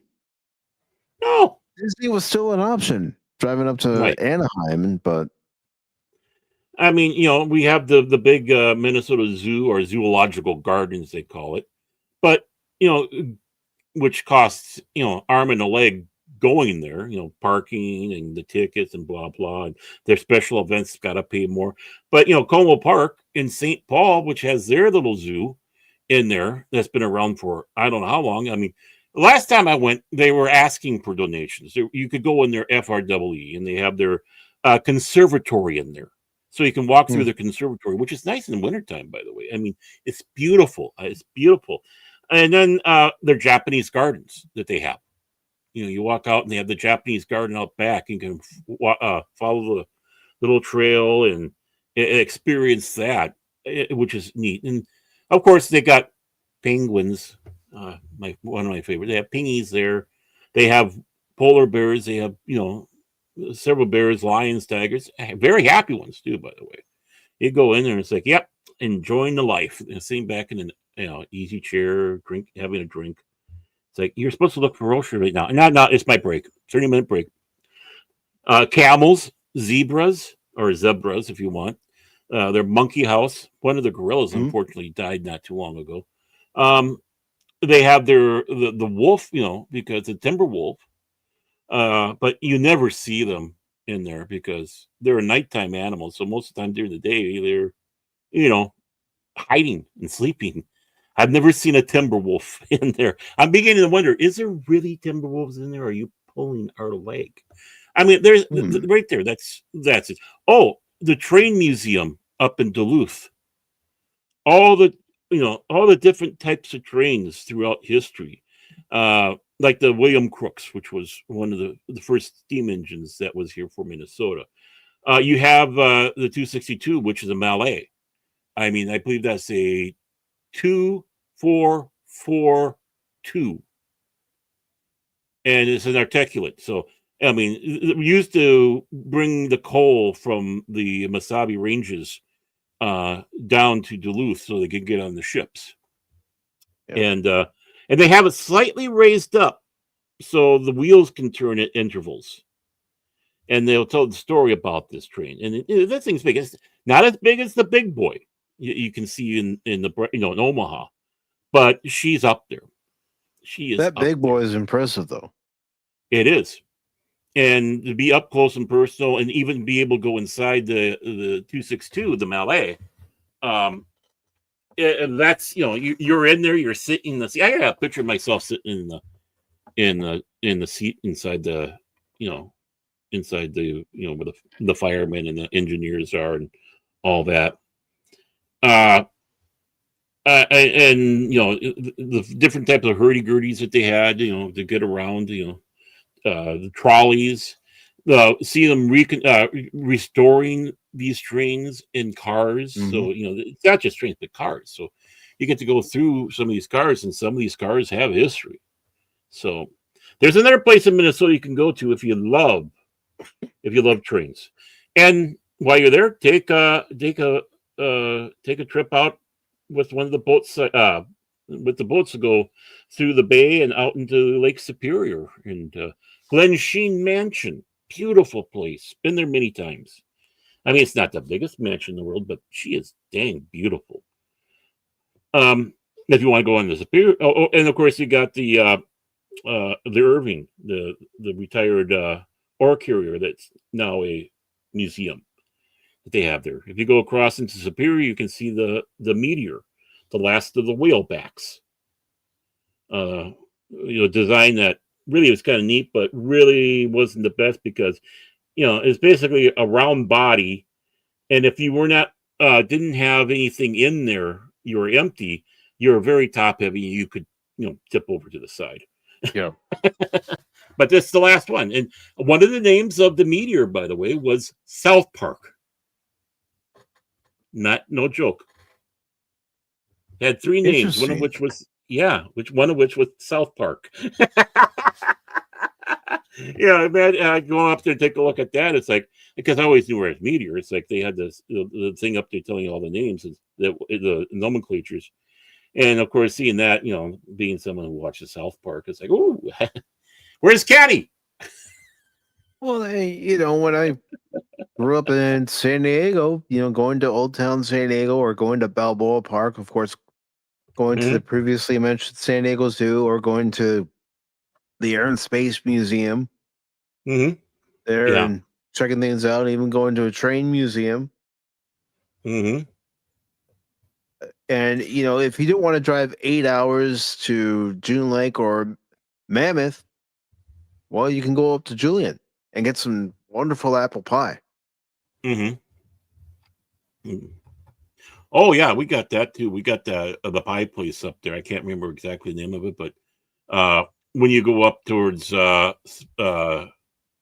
not Split Rock, that's further north, but Two Harbors, just outside of Two Harbors, is one of those pie shops where everybody's got to go there. That Mhm. type of thing. Just like you have a It- place in Hinckley on the way up that you have to stop because of the rolls that they have. If my mom and grandmother took a day trip up there, my mom would more times than not come home with an apple pie. Mm-hmm. Sad thing, I'm And not a big apple pie fan, but okay. Well, yeah, I know, you. I'm a heathen. I think you would like this apple pie. Oh, I probably would. I probably would. I do like those apple crumble things and Mm. stuff like that, and so I probably would like that too. So And usually I go for like banana cream. one of the No places jokes, people. I love to visit when I lived in California, especially when we went up to San Francisco and the Bay Area in general. It's going to the redwood forest, and Mm-hmm. you know, just seeing in person how massive those trees are. Hmm. I mean, heck, Wow. I think I still have a truck made out of wood that I got there as a kid. I'll have to look for it one of these days. Mm-hmm. Well, California had that big tree where they cut the center out to be able to drive through with your cars. Of Mm-hmm. course, after many years being that way, she unfortunately went down. But I mean, that's crazy. Yeah. I mean, again, going up and down the coast, there are plenty of places to visit, plenty of things to do, but it's so damned expensive out there anymore. Yeah. Well, a lot of these places are damned expensive. Even around here, it's like you really can't go. You can't go to. Uh, I got a mail block, but our first governor's house that we had, which is fantastic. They have their party room where you gather in and have your affairs, and there's not a big room, but the thing is, it was built so it could spring. So you were in there dancing, the floor would move. Oh, that's interesting. Yeah, yeah. I mean, finding out these little things that I never knew someone back then would think of that, but oh yeah, they did. Beautiful house, beautiful house, and right across the street from a place called Four Paws, and Four Paws is known to be haunted by a ghost. Hmm. Yeah, been to Four Paws a few times. Good food, at least way back then. I don't know what it's like now. I don't even know if they're still around, but I Yeah, can't imagine them being that's the gone. thing too. Places that we used to visit as kids, or were Mhm. there as teenagers. If they're still around, you don't know if it's as good as it was back then. Mm-hmm. Yeah, the I mean, quality's gone down, or yeah. like I've mentioned to you in Cash before, I've even mentioned it on the stream. There's a pizza place just down the street from my house, literally Mm-hmm. just down the street. Right. And I don't know if they're still as good as they used to be. Yeah, you wonder. It's worth giving a try. Mm-hmm.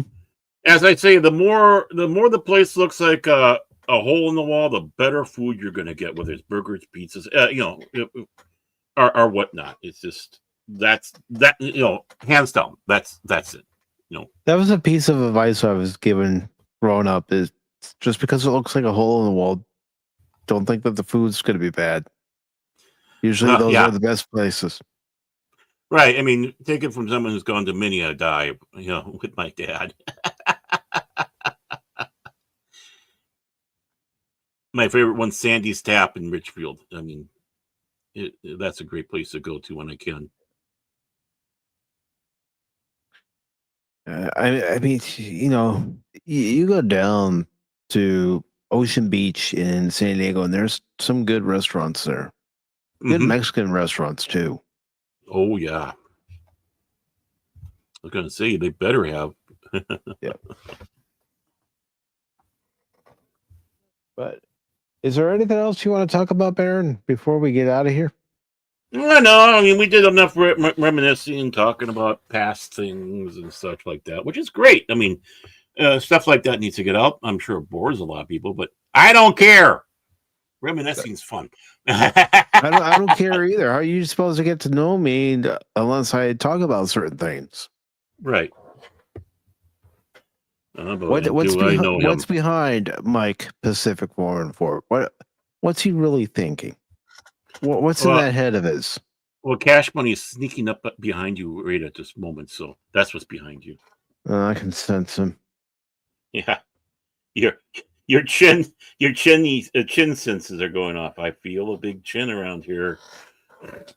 Or is he the one that's got the chin Danger, sense? Pacific414, danger. Yeah, Mike's taken out by a big chin. And you're right, Tommy. Oh, I mean, that's what we have as we've gotten older. We think back to growing up and how our lives were back then hmm without the internet. And the thing is I've never really talked much about my past. I've actually started opening up more now because back in the day, it's like no one's going to believe me. I know I did this stuff, but no one's going to believe me if I talk about it. And I got to the point, Because I don't there's care. no recording of us doing the things that we did growing up. Right. People that I met, things that I did, uh, uh, you know, meeting Tor Heyerdahl for crying out loud, meeting the American ambassador to Norway and being in the ambassador's house, which was Nobel's home when he was in Oslo. And having being part of a function in there. Same thing with the mayor of Oslo. Being at a big celebration thing. Invited guest. Being down an invited guest area, not too far from the king, during the Holmenkollen in 1982. At the ski jump, or where they're doing the cross country skiing and yelling for the American. He's like, "Come on, you can do it." No, you can't. No, I mean, no, he really can't. no, you can't. I mean, the stuff I did at the Olympics, it's all the way across the board. But I come to a point. I don't care if you believe me or not. I know I did it. Hmm? I mean, I will tell tall We tales. know Don't get me wrong. what we got to experience growing up. Mhm. Yeah. Yeah, I mean, yeah, I tell tall tales down then, but I make sure people know that there's a little wink in a sparkle in the eye that no, that's not the case. But when I talk about the real stuff, that's when I get to serious. And I hope people realize that know me, that listen to this stuff, that what's a tall tale and what's not. Tall tales are fun, but sometimes the real reality out there is far stranger, more interesting. Mm-hmm. Right, Mouse? Yeah. But you know who's not stranger? Hmm. I love having them all here when they're able to come by because What is that? it does mean a lot for the channel. I love it when Who Lady could that Mist be? comes by Oh, the lovely Lady Mist. and puts up with me. Oh, more During no, Pop no. Talk, puts up with me during the game streams. When it's Pop Talk, she puts up with me. You're the angel. She has to put up with me. So You're the devil. You're just rubbing your hands together, going. I'm rooting on got St. some George. trouble. Yeah, I'm the one that's rooting on St. George against the dragon. Yeah. Our Sigurd versus the dragon, or whatever. But I always appreciate Lady Miss for being here. Of course, I appreciate you. Again, I will always mention this. If it wasn't for the fact that we were on not just one member stream, but a couple of member streams of Doomcock Mm-hmm. and getting to know each other there, Yeah. we wouldn't be doing this right now. Oh yeah, I met you. I met Brandon, the anime guy. It's kind of funny when I went on there for the first time, and Brandon's giving me all these tips. I'm sitting back going in the back of my head. Brandon, if you only knew. Mm-hmm. I let him go. Wasn't going to be rude. Brandon's a good guy. He is. He is a very good guy. And Little strange, but good guy. Yeah. Oh, but we all are strange. We're all a little strange. Even Phil. He's a little strange. I'm a little strange. You're a little strange. Cash? Little strange? Really strange. I think Cash and Phil are about equal. And of course, Goobers. DJ Ronnie G. Ooh, General. Well, it's mostly because of my costume there. That's my Baron. That's my Baron outfit when I have to go to functions. And Eric Honda. Over on Rumble. Yes, the Rumble side. And he knows I lurk when I'm on the channel. I'll say hi, and then usually I'll watch. If there's something I need to say, I'll say it. He knows. It probably gets him nervous knowing that you're there. It's like, oh, Mike's watching me. Mike's watching me. I better do this good. Yeah, Mike's watching me. Nah, nobody has to meet my approval. Oh, yeah, that's right, with DJ. Yeah. I almost forgot about that. And of course, Tommy and the Guinea Pig Collective. How are you liking the Constructicons? Especially forming Devastator. Let me know. Because I will have something posted at some point. I don't know if I'm going to post it this weekend, next week, or maybe the week of Thanksgiving. I still want to do some touching up on it.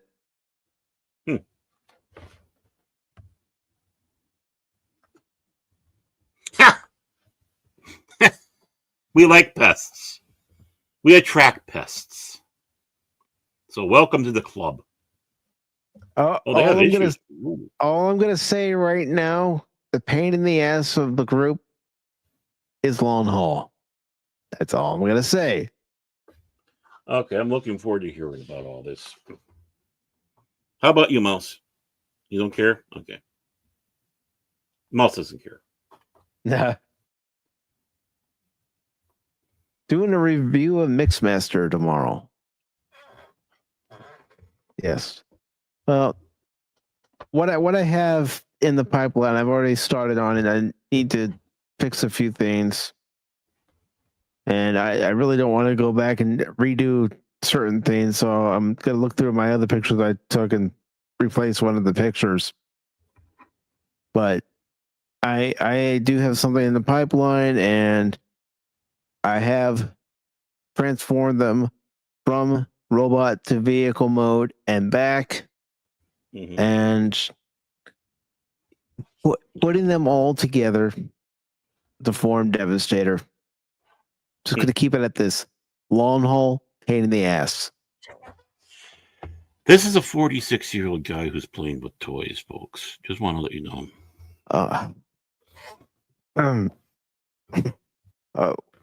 You know, Baron, you're a dick.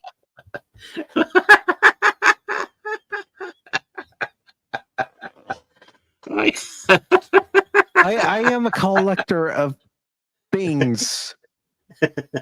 Things that involve the things I like. See, he's like Mr. Carlson. That I've never lost a passion for. Because he's like Mr. Carlson from WKRP in Cincinnati. He'll have the stuff out. He's playing on the desk. One of us will walk in, and he quickly shoves them into a drawer. Yeah, he's got killer articulation, but trying to get him into position to form the waist of Devastator, pain in the ass. How do we get on this subject? well, because Tommy came by last week and let me know that he was able to get the Constructicons, the Transformers Studios Series 86 Constructicons. Mm-hmm. And I told him that I had got them too. And I posted a picture of them in their box and then out of the box yesterday. The only thing I haven't done is posting the picture of them in their vehicle mode and then as Devastator, because that's okay. Spoiler in the short. It's going to be a short. It's not going to be a long video. It's not a review. It's just showing them in their individual robot modes, in their vehicle modes, and then combined as Devastator. Devastator. Nothing defeats the Devastator. Nothing.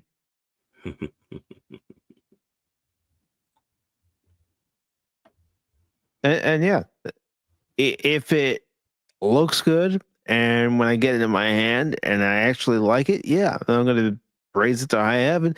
But if I also notice flaws, even with praising something to high heaven, I'll point them out. Just like if I'm watching a show or a movie, playing a game, same thing.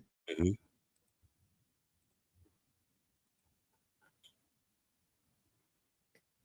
DJ says he thinks he better make a show intro. Well, why not, DJ? You've got the talent. Yeah. You got the resources. Yeah, make sure there's turtles. Why in not? it. Yeah. You got to showcase turtles, though, in that opening. Maybe make them singing your theme song. We are DJs, turtles, you see. I mean, we're happy swimming indeed. Feed us some of those goldfish, goes nom nom. He's DJ Ronnie G. There we go. I mean, let's face it, Baron. The way they make, collectibles anymore, they're not geared for kids. They're geared for adults who, have the money to purchase them. Yeah. Don't get me started. Know that they're gonna display them proudly, and I'm like a certain other YouTuber. I'm not gonna mention his name, but there are times I will touch the figure, I will transform him again, I'll transform him back, and I'll even have, a setup for a little battle. Wait a minute, you're in your 40s, you still paying for your toys? Collectibles, yes, collectibles. I pose them. They're action figures, not dolls. Get it right.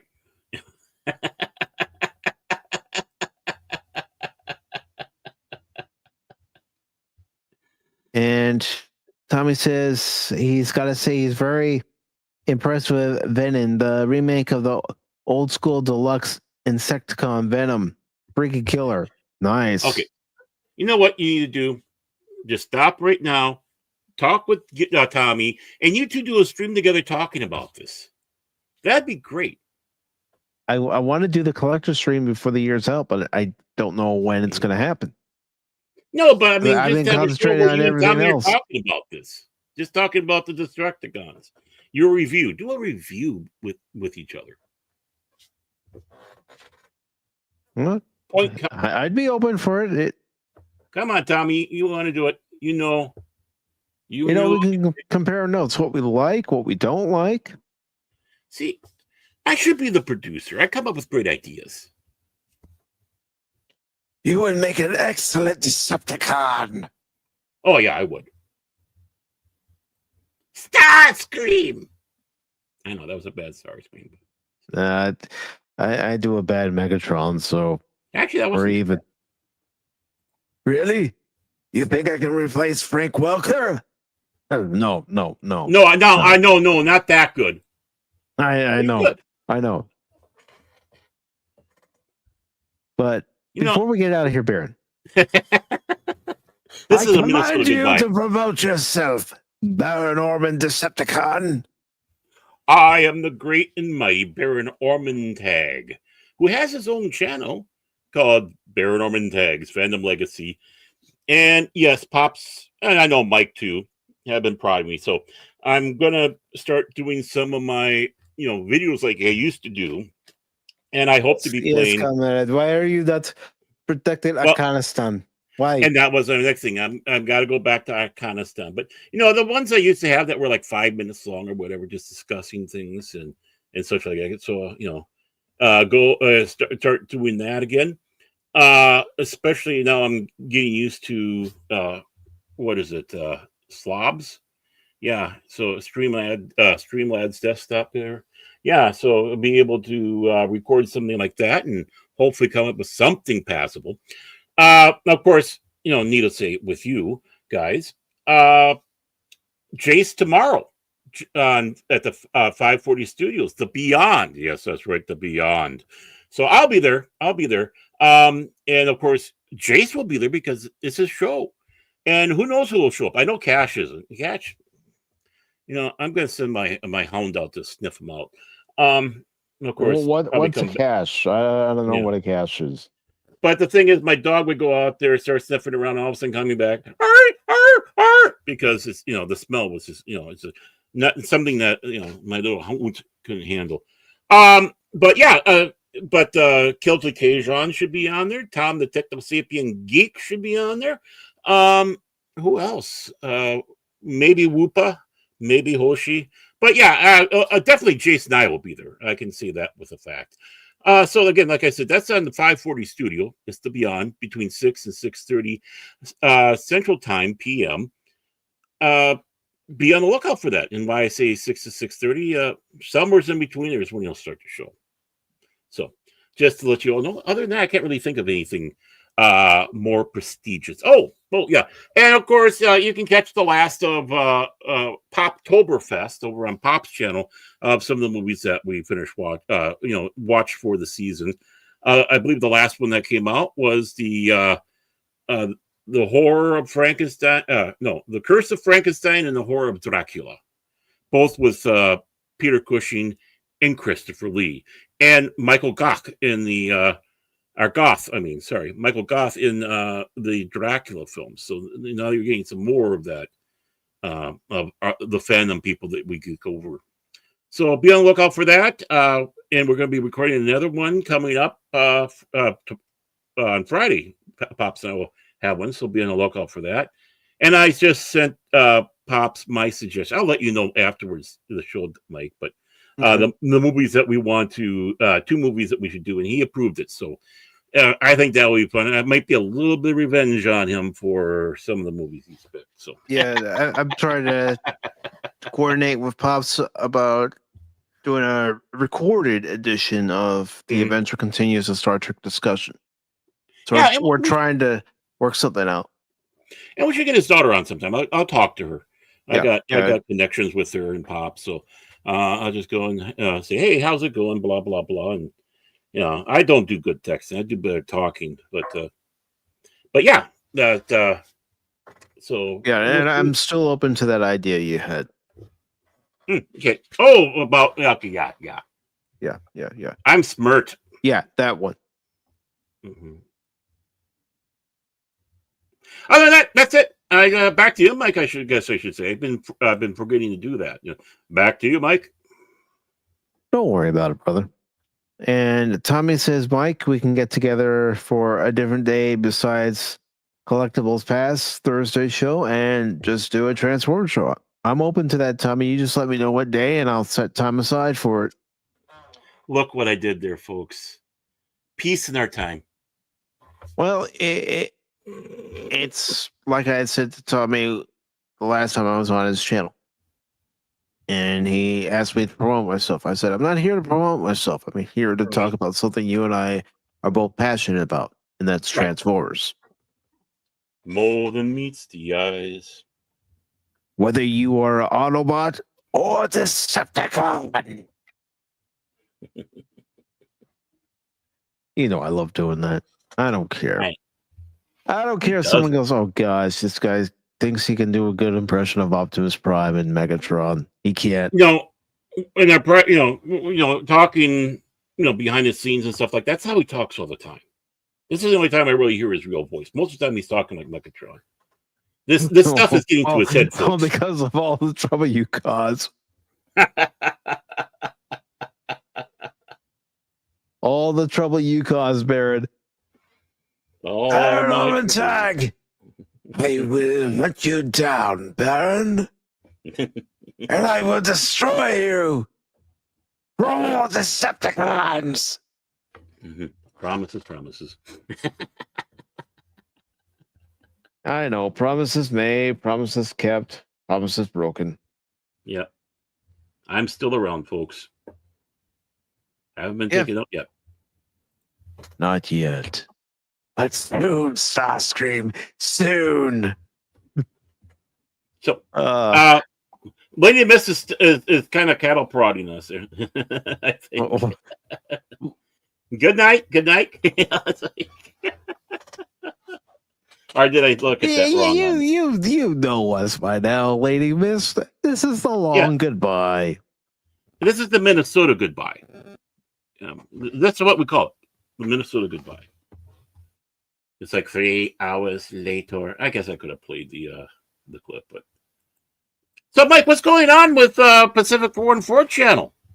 Not much, not much. You know, gonna be playing a little game tomorrow. A little game that you and Cash have seen me play offline. Yeah. Oh, this is gonna be fun. Yes. And this isn't the one I wanted. I'm looking for the more recent trailer for it, but I'll forget it for right now. You couldn't find it?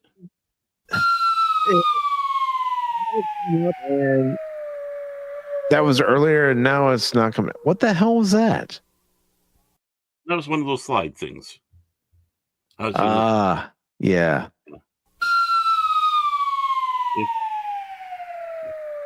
All right. Let me just. I was hoping it would do the ooh, you know, but it, Wow. yeah, exactly. Ow! In my foot. Ouch. Aaron, how many times have I told you when you're gonna shoot, don't aim at your foot? No, I'm going to just. Ooh, I like that one. Guess the sound that I makes knew you would. I knew you would. Now I had it up earlier, then I had to look at something, and it was my choice to look at it, and Yep. now I lost it. Well, I've lost. Yeah, we're a well-oiled machine here, folks. Well-oiled machine. Here, let me just find it real quick, because I'm looking forward to streaming this game, but I know some of you probably noticed that I've changed the visibility or who can see it. It's because of some of the content in the game. Yeah, I don't want to. It has filters that will be fully engaged, because I don't trust YouTube. I don't trust Rumble. No.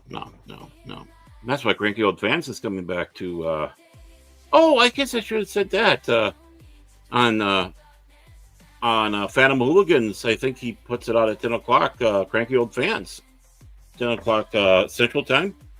We're releasing. Put up a second episode of Cranky Old Fans yesterday. Right. I noticed it after my ISP disconnected. Yeah.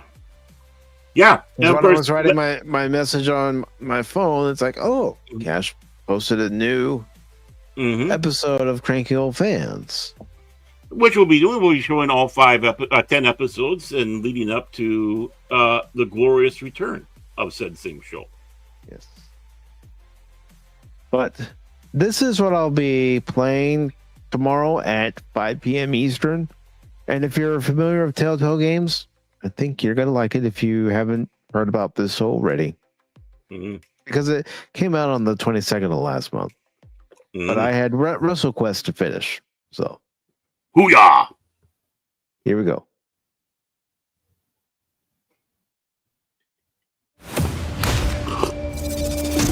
There's a poll going around on which superhero you used to be. Maybe he's got an iron stomach. Do we know anybody like that? Super digestion? Looks like the Red Ring was behind this. They run half the crime in the county.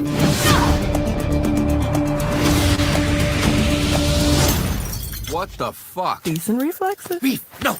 Which heroes do we know that talk too much and have quick reflexes?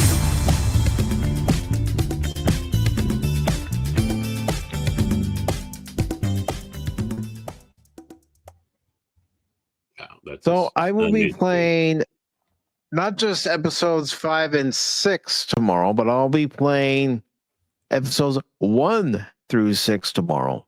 before next week when the last 2 episodes of Dispatch come out. And what I've played so far, I haven't played episodes 5 and 6. I don't plan on playing them until the stream tomorrow.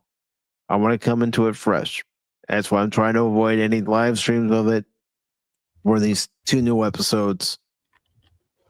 But tomorrow, you guys are in for a treat. I mean, I love the dialogue in this game. I love that we're actually getting a story in this game from people who know how to write stories, especially for games like this. Yeah. So I'm looking forward to getting your thoughts and opinion on it. And have you ever literally wanted to be in an animated TV show? Yeah, definitely. Definitely. And I think it was money worth spending. Yeah, I can't. When I get a couple of fingers, I'm going to get it. So, because to me, Baron, this is the game of the year for me. Mm-hmm. Right. But, I mean, really, it's point and click. You decide. You make the choices. Yeah, you dictate the story. Mm-hmm. You help decide parts of the story. Right. You're the producer and the director. Mm-hmm. The writing's already been done. Yeah. But I'm looking forward to playing Dispatch tomorrow. And again, that's going to start at 5 p.m. Eastern time. And then we have Sunday's Pop Talk coming up at 1 p.m. Eastern. And we're going to be reading articles. It's not going to be another watch party. We're going to be reading an article. Yeehaw! I've been looking through to try to find articles that I know we would be interested in sharing with everybody here. And so far, I haven't seen anything. It's like, no, I don't want to talk about that. I don't think anybody cares about that. I sent some. You don't like them? I haven't looked yet. Baron. They're in our little meetup Discord. You think I always look at the articles that you and Cash put in there when I know that we're just doing a watch party? Well, I mean, okay. I'm okay. I'm okay. Don't worry. I'll get over this. No big deal. Don't worry, Baron. Deep breaths. Don't worry, Baron. I'll look at what you and Cash put in that part of the Discord, and Cash just put rambling things in. This really grinds my gears. Yeah, guys, we need to talk about this. We both look at it. No. but no, seriously, folks, there will be articles for Sunday's Pop Talk. And then, of course, Tuesday, there won't be a game stream, but there will be a watch party on Tuesday and Wednesday of next week. Tuesday's a special one because I thought, with it being Veterans Day, why not have a movie or two that was more geared toward Veterans Day? And I decided upon Flags of Our Fathers and Letters from Iwo Jima. Now, Baron, like I said in the beginning, I don't have to. Neither you and Cash are obligated to be on Tuesday's show. You don't have to be there. Don't feel like you're pressured to be there. Mm-hmm.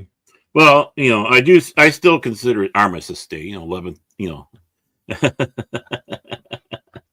but yeah, I mean, I'll see what's going on. I'll see what's going on.